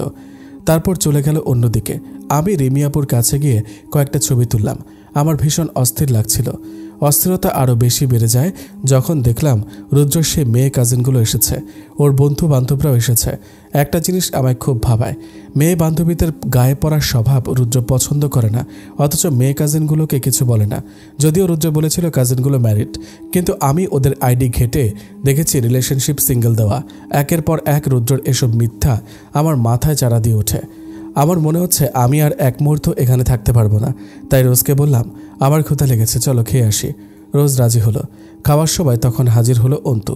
এমনিতেই খাবার গলা দিয়ে নামছিল না। ভেবেছিলাম রোজের সঙ্গে গল্প করতে করতে খেতে পারবো। প্রয়োজনে রুদ্রর বিষয়টাও ওকে শেয়ার করব। এতে লাভ কী হবে জানি না, তবে মন হালকা হবে। কিন্তু এখন সেটা সম্ভব নয়। অন্তু খেজুরে আলাপ জুড়ে দিয়েছে। রোজও লজ্জায় লাল নীল বর্ণ ধারণ করেছে। এই মুহূর্তে আমার গ্যাংটাকে খুব মিস করছে। ওরা থাকলে কখনোই আমার এমন একা একা ফিলিংস হতো না। যতই জ্বালাক না কেন, দিন শেষে বিপদে আপদে খারাপ সময়ে ওরা পাশে থাকলে তখন আর কিছু লাগে না। ভেতর থেকে আমার তখন দীর্ঘশ্বাস বেরিয়ে আসে। এই খাবার আর আমার গলা দিয়ে নামবে না। আপনারা বিশ্বাস করবেন কিনা জানি না, তবে আমার খুব খুব একা বোধ হচ্ছে। আমি টেবিল ছেড়ে উঠে বললাম, আমার খাওয়া শেষ, আপনারা খান। রোজ বলল, বসো। আমারও প্রায় শেষ। আমি রিমি আপুর কাছে যাই। অন্তু ভাইয়া তো এখানেই আছে, খাওয়া শেষ করে চলে এসো। মিথ্যে বলে আসলাম। রিমি আপুর কাছেও যাব না, কারণ সেখানে রুদ্র ও তার গ্যাং রয়েছে। ওদেরকে আমার সহ্য হচ্ছে না। ইচ্ছে করছে সবার মাঝখান থেকে রুদ্রর পাঞ্জাবের কলার ধরে টেনে বাইরে নিয়ে আসি, এরপর সামনে বসিয়ে গান শুনি। রুদ্রর গানের গলা অসম্ভব রকমের সুন্দর। না, সে আমায় গান শোনায়নি, তার নিজের ডে ও টাইমলাইনে পোস্ট করা গানগুলো শুনেই বলেছি। কমিউনিটি সেন্টার থেকে বেরিয়ে কিছুটা দূরে এসে দাঁড়ালাম। এখান থেকে গান বাজনার আওয়াজ তেমন তীব্রভাবে শোনা যাচ্ছে না। ফোনে কথা বলার জন্য খুব একটা ডিস্টার্ব করবে না এই সাউন্ড। তিথিকে কল করলাম। রিং হওয়ার প্রায় সাথে সাথেই কল রিসিভ করে বলল, কিরে, বিয়েবাড়িতে কেমন এনজয় করছিস? আমি তো ভাবছি 2-3 দিন তোর খোঁজই পাবো না। ধুর, ফাউল কথা বলিস না তো, ভালো লাগছে না। কি হয়েছে, মুড অফ নাকি তোর? লাইনে থাক, বাকিদের কলে আনি। শোন, তোর গলা শুনে মনে হচ্ছে সমস্যা বিশাল। সবাই একসঙ্গে লাইনে আসলে টাকা শেষ হয়ে যাবে, কিন্তু কথা শেষ হবে না। তার চেয়ে ভালো আমাদের মেসেঞ্জার গ্রুপে আয়, সবাই একসঙ্গে কলে আসি। অ্যাক্টিভই আছে সবাই। আচ্ছা, আমি তাহলে এমবি কিনে আসছি, আয়। কল কেটে দিয়ে ফোনে এমবির অফার দেখছিলাম। বাড়িতে ওয়াইফাই থাকায় এমবি নেওয়ার তেমন প্রয়োজন হয় না বলে নিও না, কিন্তু এখন আমার মন সাংঘাতিক লেভেলের খারাপ। ওদের সঙ্গে কথা বলা প্রয়োজন। এমবি কিনে ডাটা অন করব, তখন মনে হলো পেছনে কেউ আছে। আমি সাথে সাথে পেছনে ঘুরে দাঁড়িয়ে দেখি একটা ছেলেটি ভয় পেয়ে 2 হাত উপরে তুলে বলে, রিল্যাক্স রিল্যাক্স, ভয় পাবেন না। ভয় পাবেন না বললে কি আর হয়? ভয় তো অলরেডি পেয়ে বসে আছে আমি। বুকে থুতু দিয়ে তার দিকে তাকালাম। সাদা শার্টের ওপর কালো স্যুট পরা ছেলেটি। কে আপনি? জিজ্ঞেস করলাম আমি। আমি রুদ্রর বন্ধু। আমি যদি ভুল না হই তাহলে আপনি নবনী। জি, আপনি সঠিক। যাক, যেটা বলতে এসেছিলাম, রুদ্র আপনাকে ডাকছে, পেছনের গেটের দিকে আছে। আমি সেদিকে তাকিয়ে বললাম, আমি তো চিনি না, তাকে আসতে বলুন, ও আপনাকে যেতে বলল। বললাম ঠিক আছে। যাওয়ার পথে সে বলল, সরি, আমি কিন্তু আপনাকে ভয় দেখাতে চাইনি। ইটস ওকে, সমস্যা নেই। এখান থেকে গান বাজনার শব্দ অনেক জোরে জোরে আসছে। রুদ্র যে কেন আমায় ওইদিকে ডাকলো আমি সেটাই বুঝতে পারছি না। ক্রমে ক্রমে পথ নির্জনতার দিকে যাচ্ছিল। এবার আমার ভয় হতে লাগলো। আমার কেন জানি মনে হচ্ছে আমি তাকে বিশ্বাস করে ভুল করেছি। এখান থেকে গলা ফাটিয়ে চিৎকার করলে কেউ আমার গলার আওয়াজ শুনতে পাবে না। ভয়ে হাত পা কাঁপাকাঁপি শুরু হয়ে যায়। কিন্তু ছেলেটির সরলভাবে বলে যাওয়া কথাগুলো শুনে সন্দেহ করাও কষ্টকর। কিন্তু এবার আমি সন্দেহ নয়, বরং শিওর হয়ে গেলাম যে রুদ্র আমায় ডাকেনি, বরং এটা এই ছেলের একটা ফাঁদ। আর আমিও বিশ্বাস করে সেই ফাঁদেই পা দিয়ে ফেলেছি, কারণ বক্স থেকে রুদ্রর গান শুনতে পাচ্ছিলাম। হ্যাঁ, এটাই রুদ্রর গলা। রুদ্র যদি ভেতরে গান গেয়ে থাকে তাহলে একই সময় সে অন্য জায়গায় আমাকে ডাকবে, এটা অসম্ভব। আমি দাঁড়িয়ে পড়লাম।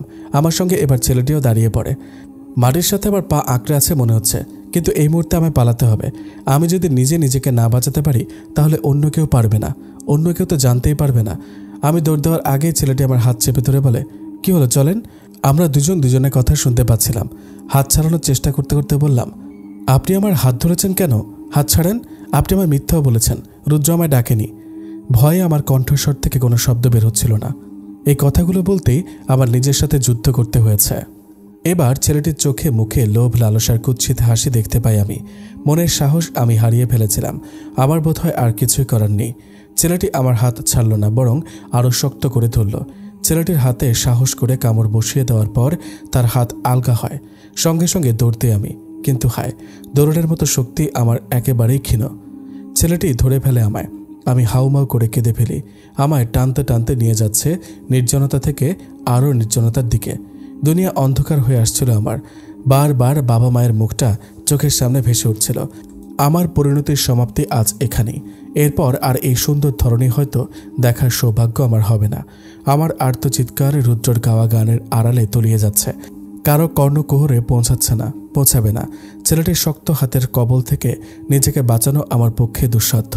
এই সিচুয়েশনে কোনো মেয়ের নিজেকে রক্ষা করার মতো বোধ বুদ্ধি থাকবে না। মনে প্রাণে আল্লাহকে ডেকে চলেছি, চিৎকার করছি। আমি জানি আমার চিৎকার কারো কান পর্যন্ত পৌঁছাবে না, কিন্তু তবুও ব্যাকুল মন সম্ভ্রম হানির কবল থেকে বাঁচতে চাইছে। সুন্দর পৃথিবীর সুন্দর ভোরটা দেখতে চাইছে। পেছনের দরজার বাম দিকে খুপড়ির মতো একটা অন্ধকার রুমে আমায় নিয়ে যেতে চাচ্ছে ছেলেটি। এখানে এসে শরীরের যত শক্তি আছে সব খাটিয়ে নিজেকে ছাড়ানোর চেষ্টা করছি, চিৎকার করছি। ছেলেটি আমার সাথে পেরে উঠছিল না পেরে আমার গালে থাপ্পড় বসিয়ে দেয়। হাত ধরে টানতে থাকে, তবুও দমে যায়নি। শক্তিতে যতটা কুলাচ্ছে আমি জোর জবরদস্তি করছি, সঙ্গে চিৎকার করছি। কথায় আছে না, রাখে আল্লাহ মারে কে? যেখানে স্বয়ং আল্লাহ রয়েছে রক্ষা করার জন্য, তখন দুষ্ট লোক কী করে তার উদ্দেশ্য হাসিল করবে? আমি গেটের দিকে কতগুলো ছেলেকে দেখতে পাই। চিৎকার করার মুহূর্তে এবার ছেলেটি আমার মুখ চেপে ধরে। এত শক্ত করে ধরেছে যে আমি শব্দ করতে পারছি না। তখন মাথায় এলো অন্য বুদ্ধি। ছেলেটির অন্ডকোষ বরাবর হাঁটু দিয়ে মারতেই ছেলেটির হাত আলগা হয়ে যায়, ব্যথায় কুঁকিয়ে ওঠে। এই সুযোগে আমি ছেলেগুলোর উদ্দেশ্যে দৌড় দিয়ে চিৎকার করি। হন্তদন্ত হয়ে তারাও আমার দিকে এগিয়ে আসে। কাঁদতে কাঁদতে আমার বেহাল অবস্থা। শুধু এতটুকুই বলতে পারি, ওইখানে একটা ছেলে আছে, তাকে ধরুন, আমাকে বাঁচান। তখন ওই ছেলেটিকে দৌড়ে পালাতে দেখে এখানকার 3 জন ছেলেও দৌড় দেয় তার পেছনে। এবার মনের সব শক্তি জোর শেষের পথে। সেন্সলেস হয়ে যায় আমি। এরপর আর কিছু মনে নেই আমার। যখন জ্ঞান ফেরে তখন নিজেকে আবিষ্কার করি নিজের ঘরে। ওই ঘটনার কথা মনে পড়তেই চিৎকার করে কেঁদে উঠি। পাশে মা বসেছিল, আমায় জড়িয়ে ধরে কেঁদে ফেলেন। সান্ত্বনা দিয়ে বলেন, কাঁদিস না মা, কিছু হয়নি, শান্ত হ। আমি নিজেকে শান্ত করতে পারছিলাম না। বাচ্চাদের মতো হাউ মাউ করে কাঁদছিলাম। আমার বারবার মনে হচ্ছে ওই ছেলেগুলো যদি না থাকতো তাহলে আমার কি হতো। কথা মনে পড়তেই বাঁধ ভাঙা কান্নারা আমায় পেয়ে বসে। মা বাবা অনেক বুঝিয়ে শুনিয়ে আমার কান্না থামাতে পারে না, কিন্তু কান্নার গতি কিছুটা কমে আসে। মা আমায় বুকে জড়িয়ে ধরে ঘুম পাড়িয়ে দেয়। সকালে ঘুম ভাঙার পর কিছুক্ষণ বিছানায় বসে থাকি। কিছুতেই কাল রাতের কথা মাথা থেকে বের করতে পারছি না। রাজ্জাক গিয়ে মাকে ডেকে আনে। মা এসে মাথায় হাত বুলিয়ে বলেন, এখন কেমন লাগছে মা? আমি কিছু না বলে নিষ্পলকভাবে শুধু চেয়ে রইলাম। কয়েক সেকেন্ডের মধ্যে রুদ্র ঘরে আসে। মাকে জিজ্ঞেস করে, আপনারা রেডি হননি এখনো? আমরা রেডি, তোমার আঙ্কেলও ঘরেই, বললেন মা।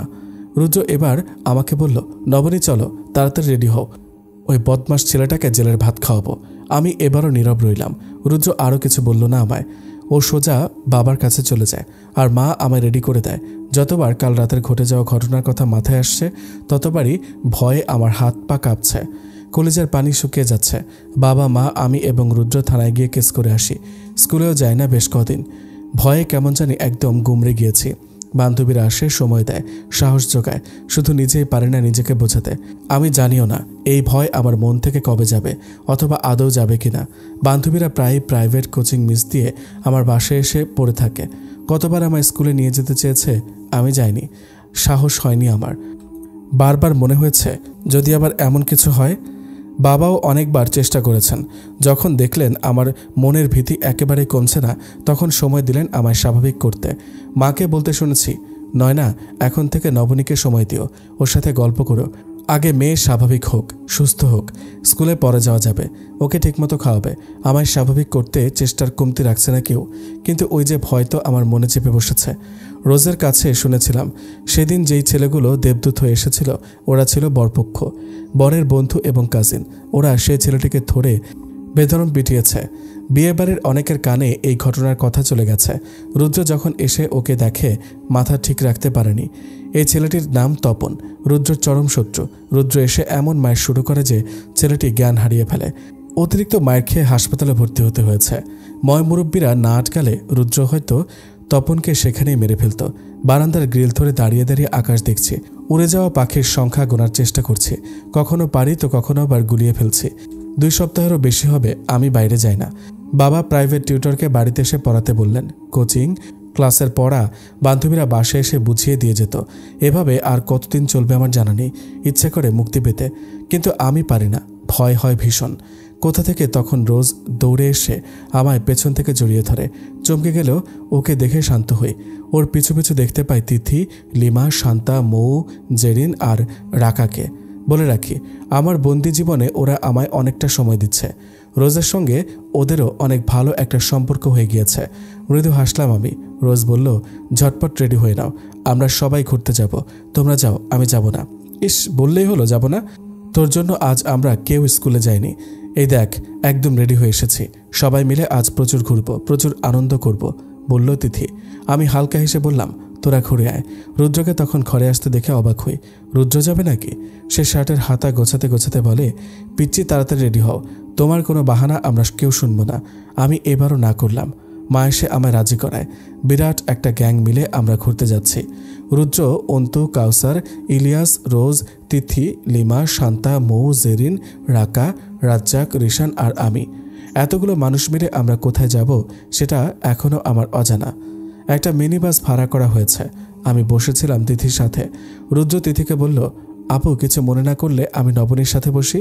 তিথি হেসে বলল, না ভাইয়া, সমস্যা নেই, বসেন। রুদ্র আমার পাশে বসে ইচ্ছা করে কাশি দেয়। আমি একবার ওর দিকে তাকিয়ে আবার জানলা দিয়ে বাইরে তাকালাম। এতদিন পর বাইরে বের হয়ে একটু ভালো লাগছিল। ভালো মতো নিঃশ্বাস নিতে পারছি। নবনী, কি করো? রুদ্রের বোকা বোকা কথা শুনে আমি হাসবো নাকি কিছু বলবো বুঝতে পারছিলাম না। কথা বলার জন্যই হয়তো এসব বলছে। কথা বলবে না পিচ্চি? জিজ্ঞেস করলো রুদ্র। আমি বললাম, বলেন, শুনছি। শুধু শুনলে তো হবে না, কথা বলতে হবে। আচ্ছা, কেমন আছো? ভালো। আপনি? কত ভালো। এমন বোকা বোকা প্রশ্ন করছেন কেন? আমি তো সেই হাসি খুশি পিচ্চিটাকে দেখতে চাচ্ছি, কিন্তু পিচ্চিটা হাসে না কেন? এমন মনমরা হয়ে রয়েছে কেন? ভালো লাগছে না। রুদ্র নিজেও এবার চুপ হয়ে গেল। বাকিরা গান গাওয়া শুরু করেছে। সমস্বরে গান গাচ্ছে সবাই। মনে হচ্ছে আমরা কোনো পিকনিকে যাচ্ছি। আমারও ইচ্ছে করছে ওদের সাথে যোগ হই, কিন্তু কোথায় যেন একটা দ্বিধা। অল্প সময়ের মধ্যে আমরা বিশাল একটা নদীর সামনে গিয়ে পৌঁছাই। নদীর পাড়ে আসার কারণ কি বুঝলাম না, তবে হ্যাঁ, নদী জায়গাটা আমার পছন্দ। সবচেয়ে বেশি ভালো লাগে নৌকায় ঘুরতে। এজন্যই কি তাহলে এখানে আসা হয়েছে? সামনে এগিয়ে দেখলাম রুদ্র নাকি আগে থেকেই নৌকা ভাড়া করে রেখেছে। সবাই ইঞ্জিন চালিত নৌকায় উঠলেও আমি আর রুদ্র উঠলাম ডিঙি নৌকায়। এই নৌকায় চড়তেই আমি পছন্দ করি। আমার পছন্দ অনুযায়ী কি রুদ্র সব করছে? কোনো প্রশ্ন করিনি কাউকে। চুপচাপ নৌকায় উঠে মাঝখানে বিছানো পাটের ওপর বসে পড়ি। নৌকার এক মাথায় মাঝি এবং অন্য মাথায় রুদ্র। মাঝি গুনগুন করে গান গাইতে গাইতে বৈঠা চালাচ্ছে নদীর স্রোতে। একটু এদিক সেদিক খেলতে দুলতে নৌকা বিরামহীনভাবে চলছে। রুদ্র আমায় অবাক করে দিয়ে একটা গান ধরে। রুদ্রের গানের সুরে ঝলমল করা রোদ মেঘের আড়ালে লুকিয়ে গিয়ে ঘাপটি মেরে থাকে। নীল আকাশে এখন উড়ো মেঘের ছড়াছড়ি। বৃষ্টির মাধ্যমে কি আকাশ রুদ্রর গানকে সমভ্যর্থনা জানাচ্ছে? তাই হবে হয়তো। মাঝি বলল, বৃষ্টি হইব মনে হইতেছে, নৌকা কি পারেনি মু? না, আপনি নৌকা চালান, বলল রুদ্র। এবারে আর আমি চুপ করে থাকতে পারলাম না। ভয় ভয় বললাম, বেশি বৃষ্টি হলে যদি নৌকা উল্টে যায়, যদি পড়ে যায়? আমি কিন্তু সাঁতার পারি না। রুদ্র হেসে ফেলে আমার কথায়। ওর জায়গা ছেড়ে আমার পাশে এসে বসে। আমি থাকতে তোমার কোনো ভয় নেই। আমি সরাসরি রুদ্রর চোখের দিকে তাকাই। ও চোখে বেশিক্ষণ তাকিয়ে থাকার সাধ্য আমার নেই। অন্যদিকে চোখ ফেরানোর সাথে সাথে ঝুপঝুপ করে বৃষ্টি পড়া শুরু করে। প্রথমে ছোট ছোট ফোঁটায়, আর এখন বড় বড় ফোঁটায়। প্রবল বর্ষণ হচ্ছে। নদীতে পড়া প্রতিটি বৃষ্টির ফোঁটা বিন্দু সৃষ্টি করছে। একটা দুইটা করে অসংখ্য বিন্দু রেখা একটা আরেকটার সঙ্গে মিলিয়ে যাচ্ছে। এদিকে আমরা তিনজনও ভিজছি। রুদ্র আমার হাত ধরে বলে, ভয় নেই, আমি আছি। কিছুক্ষণ মৌন থেকে নিজেই বলল, আমি রিলেশন করি না, কারোর সাথে মিশি না, এজন্যই আমার অনেক শত্রু রয়েছে। এরা আমার ক্ষতি করতে না পারলেও চেষ্টা করে আমার কাছের মানুষদের ক্ষতি করার। তোমার সঙ্গে আমার ভালোই মেলামেশা হয়েছে, শত্রুরা ফলোও করেছে। তপনও এই সুযোগটাই কাজে লাগিয়েছে। আমি নিজে থেকে না বললে যেই বলুক না কেন তাদের কথা বিশ্বাস করবে না। তোমায় ডাকার হলে আমি নিজেই ডাকবো, নিজেই আসবো। যখন শত্রুরা তোমায় টার্গেট করে নিয়েছে তখন আর তোমায় আমি ছাড়ছি না। আমি ছাড়বো না তোমায়। তোমার সাথেই আছি, তোমার পাশে আছি। রুদ্রর কথা শেষ হওয়ার সাথে সাথে নৌকা দুলে ওঠে। ভয়ে রুদ্রর হাত খামচে ধরি আমি। চোখ মুখ বন্ধ করে বলি, পড়ে যাব, পড়ে যাব। রুদ্র হেসে ফেলে। আমার দুই হাত ধরে বলে, আমি আছি তো, ভয় করছে? লিমা বলেছে নৌকায় উঠলে নাকি পানিতে পা ভেজাও, পা নামাও। না না, অসম্ভব। বললাম তো কিছু হবে না। রুদ্র নিজেই আমার পা পানির মধ্যে নামিয়ে দিল। এবার আমি রুদ্রকে আষ্টে পৃষ্ঠে ধরে বলি, একবার পড়ে গেলে মরে যাব আমি। রুদ্র মুগ্ধ করা হাসি হেসে গান ধরল। ঝিরে ঝিরে বৃষ্টি হচ্ছে সকাল থেকে। আকাশের বোধ হয় মন খারাপ, কিন্তু পরিবেশ সুন্দর। মেঘলা আকাশ দেখতে মন্দ লাগে না, কিন্তু বৃষ্টির মধ্যে বাইরে যেতেই রাজ্যের যত আলসেমি লাগে। স্কুলে যাওয়াটা ভীষণ মিস করছি। এখন ক্লাসে পড়ার চেয়ে আড্ডা বেশি হতো, গান গাওয়া হতো। তাই স্কুলে থাকাকালীন বৃষ্টি হলে আমরা সবচেয়ে বেশি খুশি হতাম। আমার স্কুলে যেতে ইচ্ছে করে, কিন্তু এখনও মন থেকে ভয়টা পুরোপুরি দূর করতে পারিনি। বাড়িতেই চলছে পড়াশোনা। নব্বু আপা, এই সরাটা শিখিয়ে দিবেন? আমি পেছনে তাকিয়ে দেখি বই হাতে রাজ্জাক দাঁড়িয়ে আছে। আপনাদের তো বলাই হয়নি, বাবা রাজ্জাককে স্কুলে ভর্তি করিয়ে দিয়েছে। আমি তো আগেই বলেছিলাম আপনাদের এমনটাই হবে, মনে আছে? ঘরের কাজ মা একাই করে। যত বকাঝকাই করুক না কেন, কাজের বেলায় সে একদম ঠিকঠাক। সবার সব কাজ মায়ের পছন্দ হয় না। আমি বারান্দায় ছিলাম এতক্ষণ। ঘরে এসে রাজ্জাককে নিয়ে বিছানায় বসে জিজ্ঞেস করলাম, আজ স্কুলে যাস না কেন? মা বারণ করছে, কইছে বৃষ্টির মধ্যে স্কুলে যাওয়ান লাগবো না। তুই আমার মাকে মা বলিস নাকি? হ, কেন আপনি জানেন না? না, এখন জানলাম। তুই তাহলে আমার ভালোবাসায় ভাগ বসাতে চলে আসছিস? হে হে হে, দাঁত কেলিয়ে হাসবি না। শোন, তুই আমার ভাই হবি, এতে আমার কোনো আপত্তি নেই, কারণ সবার মতো আমারও ইচ্ছা হয় যদি একটা ভাই বোন থাকতো আমার। কিন্তু শোন, খামু জামু বৃষ্টি এইভাবে কথা বলবি না, শুদ্ধ ভাষায় কথা বলবি। আমি তো পারি না, আমি শিখিয়ে দেব। আচ্ছা? আচ্ছা না, বল আচ্ছা। আচ্ছা আচ্ছা, শোন, তোর ব্যাপারে তো তেমন কিছু জানি না আমি। তোর বাবা মানে নানির কাছে শুনছিলাম আমি হওয়ানোর পর নাকি আম্মায় মারা গেছে, পরে আব্বা আরেকটা বিয়ে করছে। তুই কোথায় থাকতি? নানার বাসায়। নানা নানি মরার পর মামা মামির কাছে আইছিলাম। ওনারা তো স্কুলে পড়ায়নি। না, আমি তো ফেলাসকে করে চা বেচতাম। পরে একদিন আপনার আব্বার লগে দেখা, আমারে অনেক প্রশ্ন করে। পরে আমার লগে বাসায়ও যায়। তাহলে কি বাবা তোকে দত্তক এনেছে? দত্তক কি? রাজ্জাকের মুখের দিকে তাকিয়ে আমি হেসে ফেললাম। আরে মাসুম বাচ্চা। ওর চুলে হাত বুলিয়ে বললাম, তুই বুঝবি না, আমি যা বোঝার বুঝে ফেলেছি। এখন পর, কোনটা পারিস না দেখি। ঘরের মধ্যে পায়চারি করতে করতে বাবার আসার অপেক্ষা করছিলাম। রাজ্জাককে নিয়ে গুরুত্বপূর্ণ কিছু কথা বলার আছে। বাবার বাড়ি ফিরতে প্রায় 10টা বেজে যায়। খাওয়ার সময় কথার প্রসঙ্গ তুলে বললাম, স্কুলে রাজ্জাকের নাম কি দিয়েছ বাবা? বাবা ভাতের লোকমা মুখে তুলে বললেন, ওর নামই রাজ্জাক। স্কুলে গিয়ে ঠিক করিয়ে আসবে। আমি ওর নতুন নাম লিখেছি, তোমার নামের সঙ্গে মিলিয়ে আদিব। আকিকাটাও দিয়ে দিও। বলিস কি রে? যা শুনেছ তাই বলেছি। দত্তক আনতে পারবে আর নামের জন্য আকিকা দিতে পারবে না? বাবা এবার হো হো করে হেসে উঠলেন, সঙ্গে মাও মুচকে হাসলেন। বাবা হেসে হেসে বলল, ধরে ফেলেছিস তাহলে? জি আজ্ঞে। প্রাইভেট টিচার আজ এতগুলো হোমওয়ার্ক দিয়ে গেছে, এগুলো সব কাল বিকেলের মধ্যে কমপ্লিট করতে হবে। তাই ভাবলাম জেগে যখন আছি তখন অর্ধেক এখন করে রাখি, বাকিটা সকালে করব। লিখতে লিখতেও আলসেমি লাগে। আমি একটা জিনিস কিছুতেই বুঝি না, পড়তে বসলে কেন এত ঘুম আসবে? সারাদিন পড়ে রয়েছে, রাত পড়ে রয়েছে, তখন তো ঘুম আসে না। শুধু পড়তে বসলেই ঘুমের যত বাহানা, বিরক্ত লাগে। চেয়ারের সাথে হেলান দিয়ে চুপ করে বসেছিলাম। কিছুক্ষণের জন্য লেখা স্থগিত রেখেছি, হাত ব্যথা করছে। বইয়ের লাইনে চোখ বোলাচ্ছিলাম, তখন নজর যায় জানলার দিকে। এক মুহূর্তের জন্য আমার চোখ যেন আটকে গেল। আমি সোজা হয়ে বসে জানালা দিয়ে তাকাই, না ভুলতেও দেখছি না। এবার চেয়ার ছেড়ে উঠে জানলার কাছে গিয়ে দাঁড়ালাম। স্পষ্ট আমি রুদ্রকে দেখতে পাচ্ছি। মেঘের আড়ালে লুকিয়ে থাকা অর্ধবৃত্ত চাঁদের মৃদু আলোতে আমি তাকে দেখতে পাচ্ছি। কালো প্যান্টের দুই পকেটে হাত পুরে জানলার দিকে তাকিয়ে রয়েছে। অনেকটা দূরে এবং উঁচু জায়গায় দাঁড়ানোর ফলে সে আমায় দেখতে পেয়েছিল। আমার শুষ্ক ঠোঁটের কোণে শিশির বিন্দু হয়ে হাসি ফোটায় রুদ্রর এহেন উপস্থিতি। আমি হাত নাড়িয়ে ইশারা করে বললাম, আমি আসবো? রুদ্র ইশারায় খান নাড়িয়ে বলল, আসো।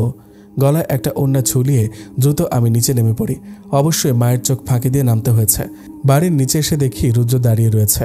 আমায় দেখে সে ভুবনজয়ী হাসি হেসে বলল, হাঁটবে? আমি কথা না বলে মাথা নাড়িয়ে সায় দিলাম। দুজনে চুপচাপ হাঁটছি। না, আমি চুপ থাকলে রুদ্র চুপ নেই, কথা বলছে সে। আর আমি মন্ত্রমুগ্ধ হয়ে তার কথা শুনছি। আমরা এখন যাচ্ছি টং দোকানে চা খেতে। রুদ্রের ভাষ্যমতে বাদলা দিনে চা পান করার মতো অমৃত খাবার আর কোনোটাই নয়। অধিকাংশ মানুষের চা পছন্দ হলেও আমার কেন জানি অতটা ভালো লাগে না। কারো কারো কাছে চা এতটাই পছন্দের যে পারলে বালতি ভরে খেতে পারবে। আর আমার বিষয় হচ্ছে মুডের ওপর ডিপেন্ড করে। আপনাদের অদ্ভুত এবং অবাক লাগতে পারে, কিন্তু সত্যি এটাই। একসময় অবশ্য প্রচুর চা খেতাম, ছোটবেলায় আর কি। যদিও এখন আমি ছোটই, কিন্তু আরও ছোট থাকতে মোটামুটিভাবে গ্লাস ভর্তি করে চা খেতাম। এ কথা আমায় মা জানিয়েছে। আজ যেখানে রুদ্র চা খাওয়ার অফার করেছে সেখানে না করার তো প্রশ্নই আসে না। এখন আমরা হাঁটছি কাদা ভর্তি রাস্তায়।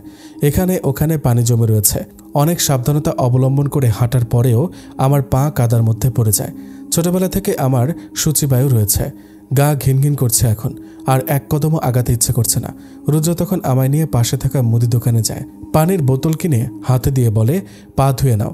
আপনারা হয়তো ভাবছেন হাঁটার দরকার কি, রিক্সা নিলেই তো হয়। আসলে আমরাও রিক্সা খুঁজছি, পাইনি।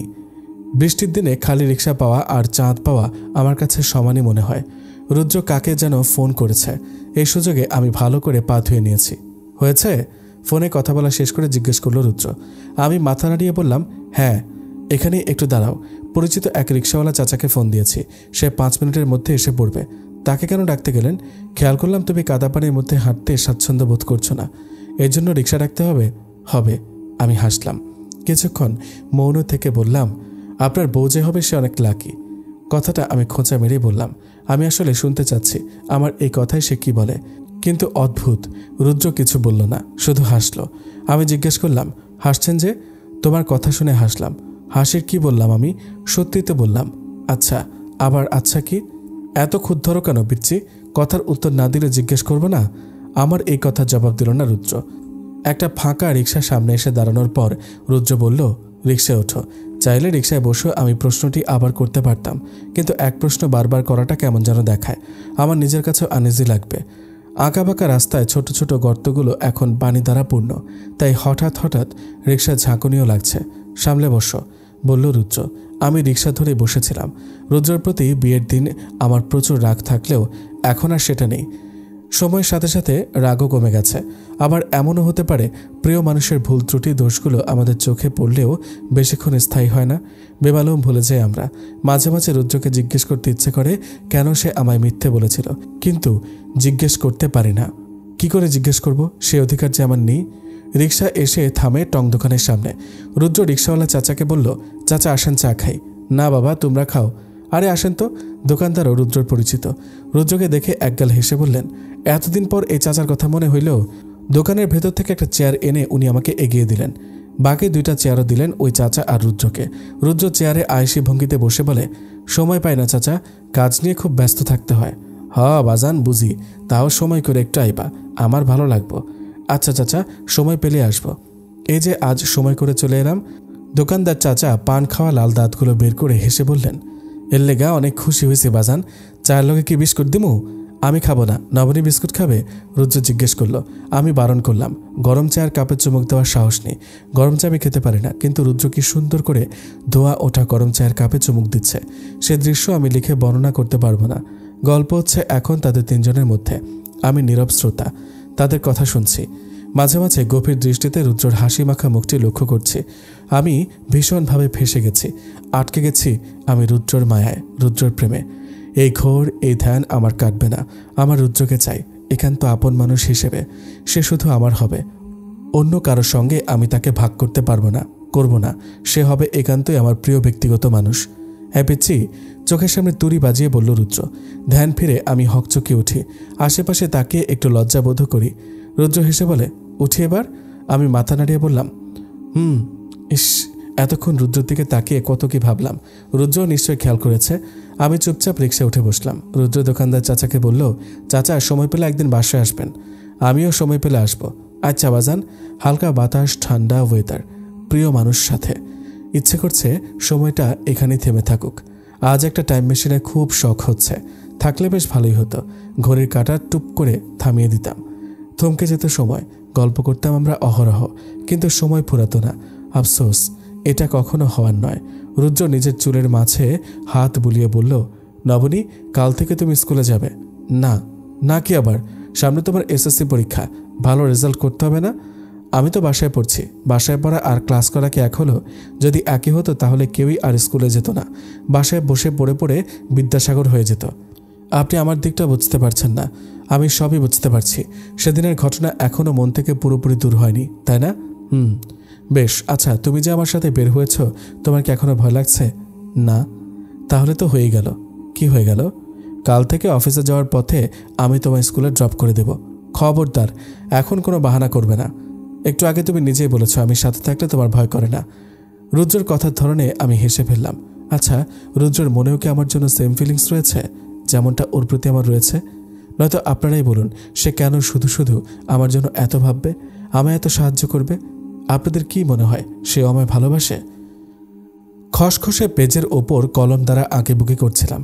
স্যার লেকচার দিয়ে যাচ্ছে, কিন্তু সেদিকে আমার কোনো খেয়াল নেই।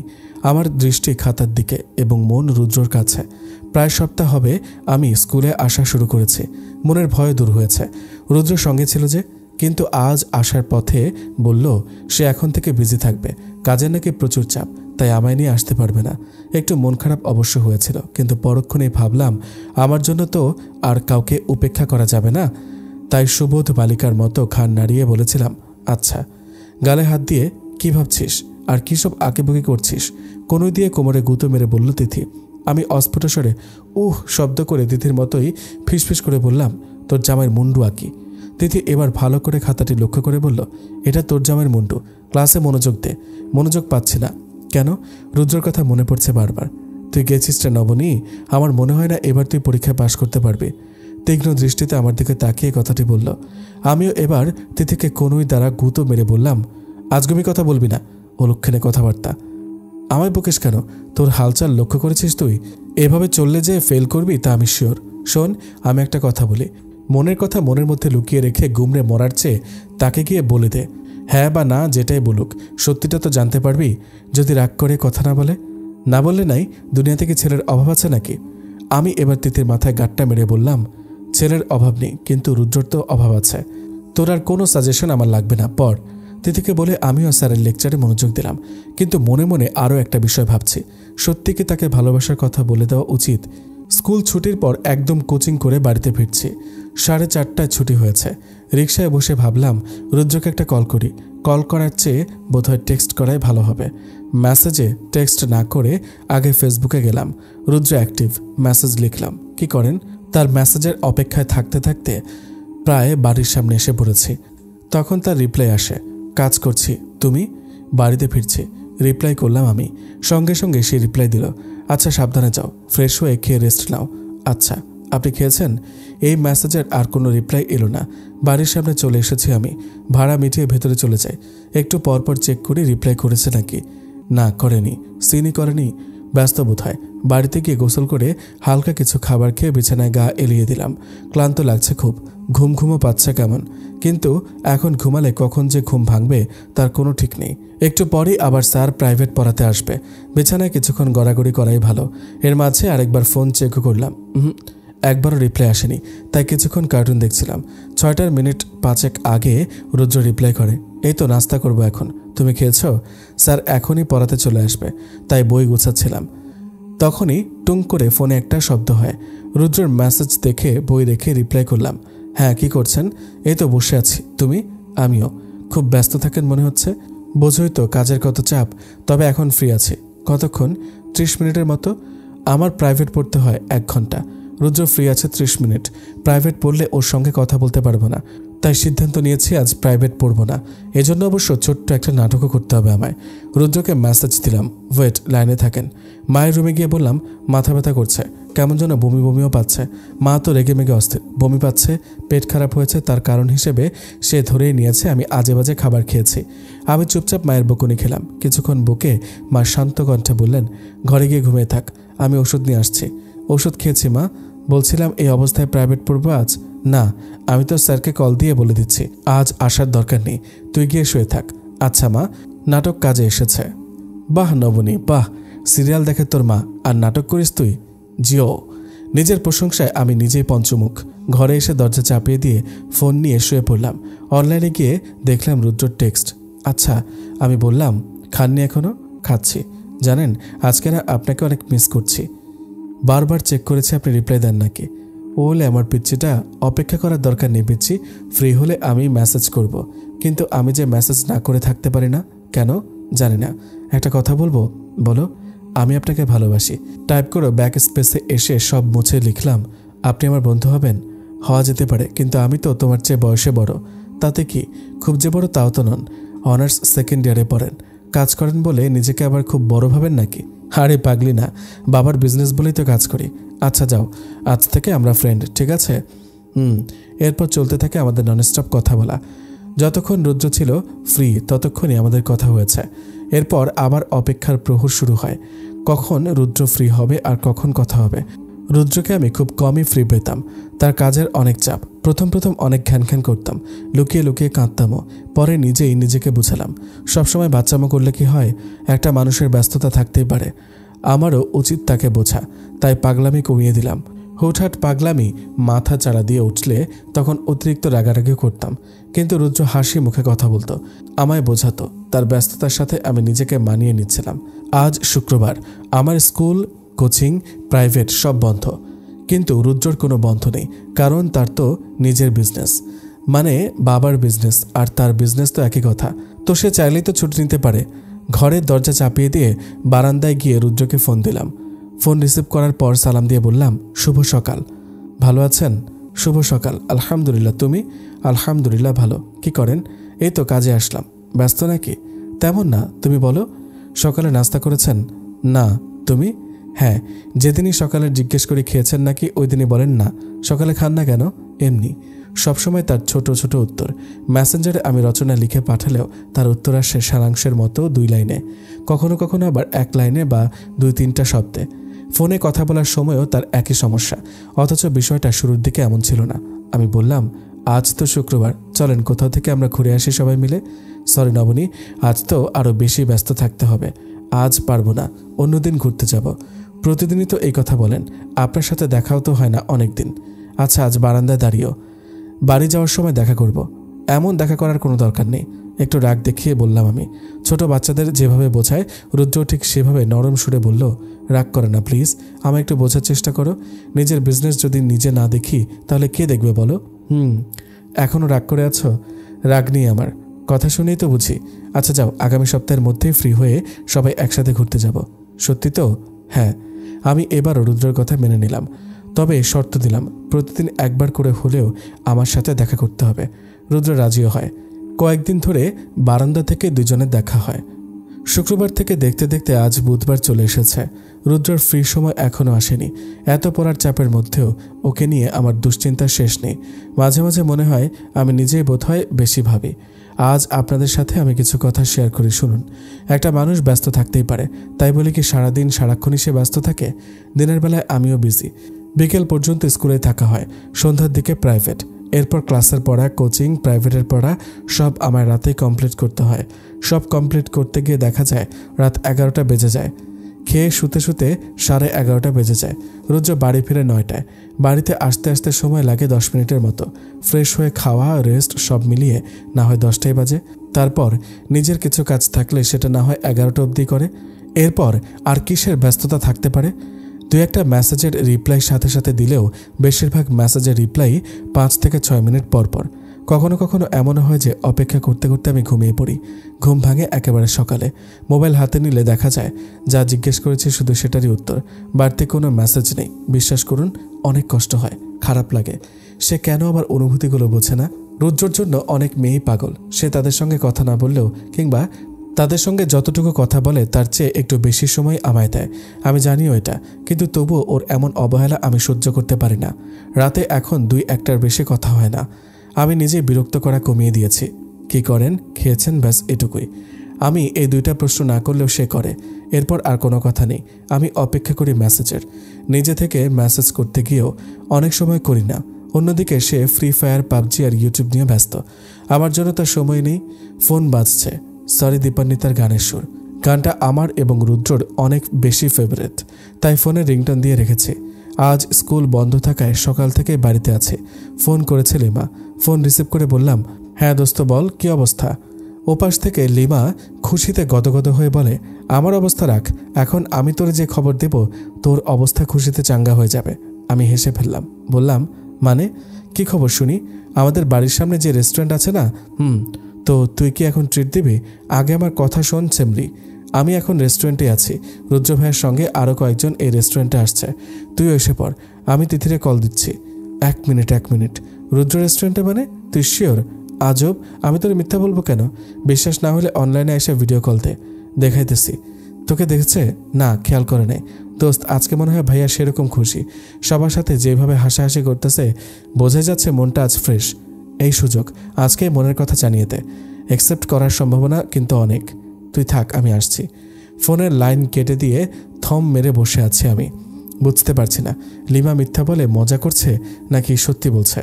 আবার একটা বিষয় ভাবাচ্ছে আমায়। ওই ঘটনার পর আর যাই হোক, ওরা অন্তত মজা করে আমায় বাড়ি থেকে বের করবে না।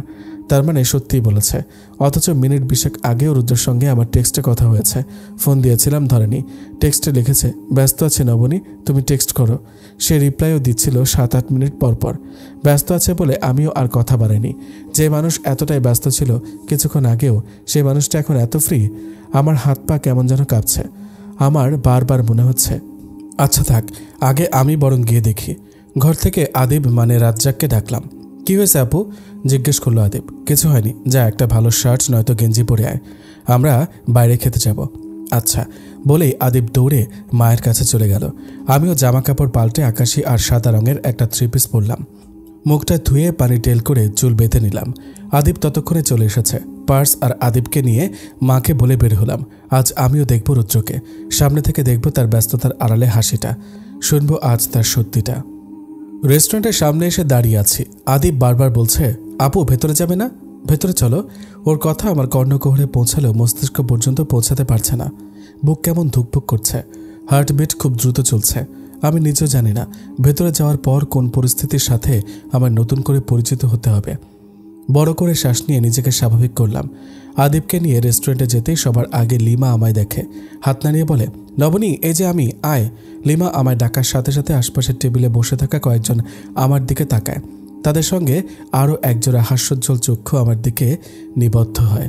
সম্ভবত আমার নামটি উচ্চারিত হয়েছে বলেই রুদ্র তাকিয়েছে। আমি ওর দিকে একবার দৃষ্টিপাত করে লিমা যে টেবিলে বসেছে সে টেবিলে গিয়ে বসলাম। রাগে আমার শরীর কাঁপছে। আমি কোনোভাবে নিজেকে কন্ট্রোল করতে পারছিলাম না। আদিবকে খাবার দিয়ে আমি রুদ্রর কাছে যাই। রুদ্র এতক্ষণ সবার সাথে হেসে হেসে কথা বলছিল। আমায় দেখার পর হাসিটা আরও প্রশস্ত হয়। আমি অবাক হয়েছি এটা ভেবে যে আমায় দেখে রুদ্রর কোনো ভাব পরিলক্ষিত হলো না। একটু অবাকও তাকে হতে দেখা গেল না, যেন আমার আশাটা খুব স্বাভাবিক। রুদ্র হেসে বলল, আরে নবনী, বসো, আমি এখনই তোমায় এই টেবিলে আসতে বলতাম। আমি কিছু না বলে শুধু নির্বাক দৃষ্টিতে ওর দিকে তাকিয়ে রইলাম। রুদ্র দুই পাশে দুই মেয়ে বসা, অন্য পাশে আরও একটি মেয়ে এবং একটা ছেলে। রুদ্র ওদের সাথে পরিচয় করিয়ে দিল আমায়। এখানে একজন শুধু স্বামী স্ত্রী, বাকি দুইটা মেয়েকে কাজিন বলে পরিচয় দিল। যদিও সত্যিটা আমার জানা নেই, কাজিন না হয়ে বন্ধু হতে পারে, তবে গার্লফ্রেন্ড মনে হলো না। আমি সরাসরি রুদ্রকে জিজ্ঞেস করলাম, এটা কি আপনার ব্যস্ততা? আমার এই প্রশ্নে রুদ্রের সঙ্গে বাকিরাও যেন একটু ঘাবড়ে গেল, কারণ আমার কথায় কোনো ফর্মালিটি নেই। এমনকি আমি তাদের সাথেও হাসি মুখে দুটো বাক্য ব্যয় করিনি। আসলে আমি পারিনি। এই মুহূর্তে আমার মাথায় অন্য কিছু আসছে না। পরিস্থিতি আয়ত্তে আনার দারুণ ক্ষমতা রুদ্রর রয়েছে, বুঝতে পারলাম। যখন আমার কথার উত্তরে সে হেসে বলল, আর বলো না, সবগুলো মিলে জোর করে নিয়ে আসলো। তুমি দাঁড়িয়ে আছো কেন? বসো, বসে আড্ডা দিই। আমি দাঁতে দাঁত চেপে বললাম, সরি, সময় নেই আমার। এসেছিলাম একটা বিশেষ কাজে। কাজ শেষ আমার। আজ যদি আপনার একটু সময় হয় তাহলে বাড়ি ফিরে দেখা করবেন, আর যদি ব্যস্ত থাকেন, সময় না হয় তাহলে কোনো দরকার নেই। এরপর উপস্থিত বাকিদের দিকে তাকিয়ে জোরপূর্বক হেসে বললাম, আসসালামু আলাইকুম আপুরা এবং ভাইয়া, অন্য একদিন আপনাদের সঙ্গে আড্ডা দেব। উত্তরে তারা ঠোঁট প্রশস্ত করে হাসল। নিজেদের টেবিলে ফিরে এসে লেমাকে বললাম, বাড়িতে গিয়ে কল করব, আর খাবার পার্সেল করে বাড়িতে নিয়ে এসেছি। বেচারা ছোট ভাই আদিবের খাবার হক তো নষ্ট করা যায় না। বাড়িতে এসেও আমি স্বাভাবিক থাকতে পারছিলাম না। আপনারা হয়তো ভাবছেন এখানে এত উত্তেজিত হওয়ার কি আছে, রুদ্র তো আর গার্লফ্রেন্ডের সঙ্গে ঘুরতে যায়নি। হ্যাঁ, আপনাদের ধারণা ঠিক ধরে নিলাম, কিন্তু এই চিন্তা ভাবনার আগে একবার আমার জায়গায় নিজেকে কল্পনা করে দেখুন তো। আপনি পারবেন এত মিথ্যা সহ্য করতে? আমি জানি না আপনি বা আপনারা পারবেন কিনা, তবে আমি পারছি না। সত্যি কথা বলতে, তার কোথায় এত আপত্তি? আমি তো তাকে কখনো কোনো কিছুতে বাধা দেই না। তবে সমস্যাটা কোথায়? যন্ত্রণায় মাথা ছিঁড়ে যাচ্ছে আমার। আমার অনুভূতি ভুল কোনো মানুষের প্রতি অনুভব হয়েছে বলে মনে হচ্ছে, নইলে কেন আমায় এমন কষ্ট পেতে হবে? মাথা ঠান্ডা করতে এবং রাগ কমাতে শাওয়ারের নিচে গিয়ে কতক্ষণ বসে রইলাম। অজানা কারণে কেঁদেও ফেললাম। রাত পর্যন্ত আমায় অপেক্ষা করতে হয়নি। গোসল শেষ করে চুপচাপ শুয়েছিলাম। একটু আগে রুদ্র ফোন করে বলল নিচে যেতে। বিছানা ছেড়ে উঠতে গিয়ে মাথাটা কেমন জানি চক্কর দিয়ে উঠছে, ঝিমঝিম করছে। অনেকক্ষণ শাওয়ারের নিচে ছিলাম বলেই হয়তো। বাড়িতে না বলে নিচে নামলাম। প্লেগ্রাউন্ডের পাশে গিয়ে দাঁড়িয়ে পড়লাম আমি। রুদ্র অসহায় ভঙ্গিতে বলল, তুমি কি কোনো কারণে আমার উপর রেগে আছো না বনি? আমি অবাক হয়েছি, সত্যি আমি অবাক হয়েছি তার এই প্রশ্নে।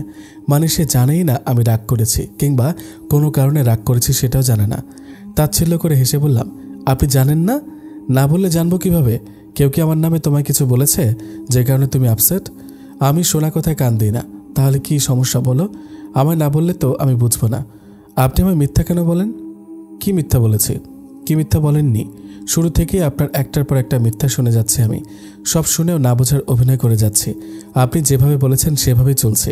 আপনি যাতে বিরক্ত না হন এজন্য একটা কথা বলতে গেলে আগে 10 বার ভাবি। আপনি সারাদিন ব্যস্ত থাকেন, রাতে তো অল্প সময়ের জন্য হলেও ফ্রি থাকার কথা। এখন আপনি বলবেন আপনি ফ্রি থাকেন না? থাকেন। আপনি রাত জেগে গেম খেলেন, মুভি দেখেন। এসব কথা আমি আরও আগেই রিশানের কাছে জেনেছি, তবুও কোনোদিন অভিযোগ করে বলিনি। আমায় সময় না দিয়ে আপনি কেন গেম খেলেন, কেন মুভি দেখেন? আপনার পার্সোনাল একটা জীবন আছে। আমার কোনো অধিকার নেই আপনার পার্সোনাল জীবনে ইন্টারফেয়ার করার। ঠিক এই কারণেই আমি কোনো অভিযোগ করিনি। আপনি আমার সাথে কথা বলার জন্য আপনার ফ্রি সময়টা বেছে নেন, আর আমি আপনার জন্য ব্যস্ততাকে এক সাইডে সরিয়ে রাখি। আপনার কি ধারণা আমার ব্যস্ততা নেই? সারাদিন কত পড়ার চাপ থাকে আমার জানেন? তবুও ক্লাসে প্রতি ঘন্টায় লুকিয়ে ফোন চেক করি আপনি একটা টেক্সট করেছেন কিনা। নিজে থেকে টেক্সট করা তো দূরের কথা, আমি যে মেসেজ করতাম তারই তো রিপ্লাই দিতেন না। সিন করারই সময় হতো না আপনার। এটুকু বলে থামলাম আমি। তার দিকে তাকিয়ে দেখি নিষ্পলকভাবে সে আমার দিকে তাকিয়ে রয়েছে। আমি তার চোখে চোখ রেখে বললাম, ব্যস্ততা আমারও রয়েছে। এক্স্যাক্টলি সময় দেওয়াটা নির্ভর করে নিজের উপর। ইচ্ছে থাকলে ব্যস্ততার মাঝেও একটুখানি সময় খুঁজে বের করা যায়, আর এই ইচ্ছে শক্তিটা আমার রয়েছে, আপনার নেই। আম সরি নবনী, আর এমন হবে না। আমি তোমাকে এখন থেকে সময় দেওয়ার চেষ্টা করব। প্লিজ, দরকার নেই কোনো। আমি কারো বিরক্তের কারণ হতে রাজি নই। আপনার কি ধারণা আমি ফেলনা? আমার কোনো দাম নেই? আপনাকে বেশি প্রায়োরিটি দেই বলে আমি ভ্যালুলেস? এমন কিছু নয় নবনী, আমি কখনো তোমায় এমন ভাবি না। অবশ্যই তোমার প্রায়োরিটি রয়েছে, ভ্যালু রয়েছে। হ্যাঁ আছে, কিন্তু আপনার কাছে নেই। আপনার কাছে বিরক্তের আরেক নাম হলো নবনী। এজন্যই তো বিরক্ত দূরে রাখতে সবসময় কাজের বাহানা দেখান, ব্যস্ততা দেখান। ওকে ফাইন, আজ থেকে আপনি সম্পূর্ণ মুক্ত, আর বিরক্ত করব না আপনাকে। আপনি আপনার মতো করে ভালো থাকেন, শান্তিতে থাকেন। আল্লাহ হাফেজ। রুদ্র কিছু বলার জন্য প্রস্তুত হওয়ার আগেই আমি বাড়ির দিকে হাঁটা শুরু করি। রুদ্র অনেকবার পিছু ডাকে, আমি দাঁড়াইনি, দৌড়ে ভেতরে চলে এসেছে।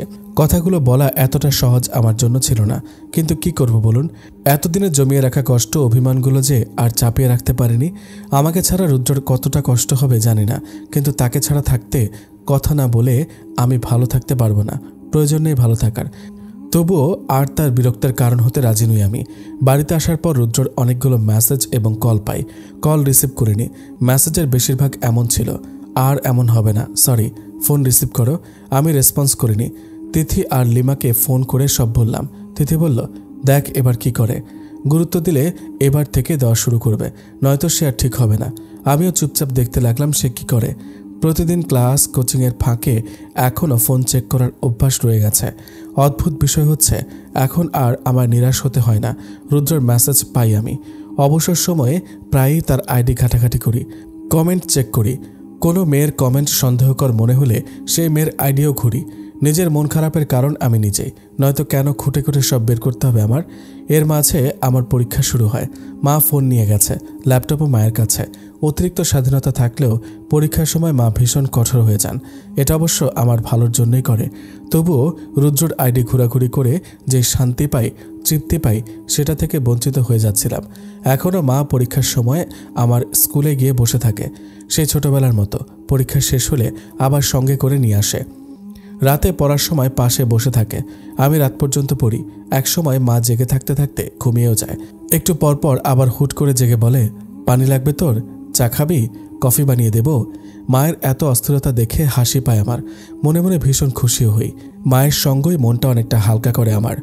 অযথা চিন্তা ভাবনা করার সময় হয় না। এর মাঝে কয়েকদিন স্কুলে যাওয়ার পথে রুদ্রর সঙ্গে দেখা হলেও কথা হয়নি। তার কথা হয়েছে মায়ের সাথে। আমি অন্যদিকে তাকিয়েছিলাম। জানলা দিয়ে বাইরে তাকালে মাঝে মাঝে তাকে দেখতে পেতাম। যাওয়ার ইচ্ছে থাকলেও সুযোগ ছিল না। সিদ্ধান্ত নিলাম, অনেক হয়েছে রাগ অভিমান, এবার সমঝোতা করা প্রয়োজন। কালই লাস্ট পরীক্ষা, এরপর তো মা ফোন দিয়ে দেবে, তখন সব অভিমান মিটিয়ে নেব, আর এবার মনের কথা জানিয়ে দেব। অপেক্ষা করতে করতে সকাল হয়। আমার আর তর্স হয়েছে না। মন কেমন যেন আঁকুপাকু করছে। কখন পরীক্ষা শুরু হবে, কখন শেষ হবে, আর কখন ফোন হাতে পাবো, সে অপেক্ষায় আছে এখন। সকালে কিছুক্ষণ পড়ার পর গোসল করে রেডি হয়ে নিলাম। তারপর নাস্তা করে মায়ের সঙ্গে স্কুলে চলে গেলাম। সবগুলো পরীক্ষার চেয়ে শেষ পরীক্ষায় আমার বেশি ভালো হয়েছে। কথায় আছে, শেষ ভালো যার সব ভালো তার। আজ আমারও সব ভালো হওয়ার সময়।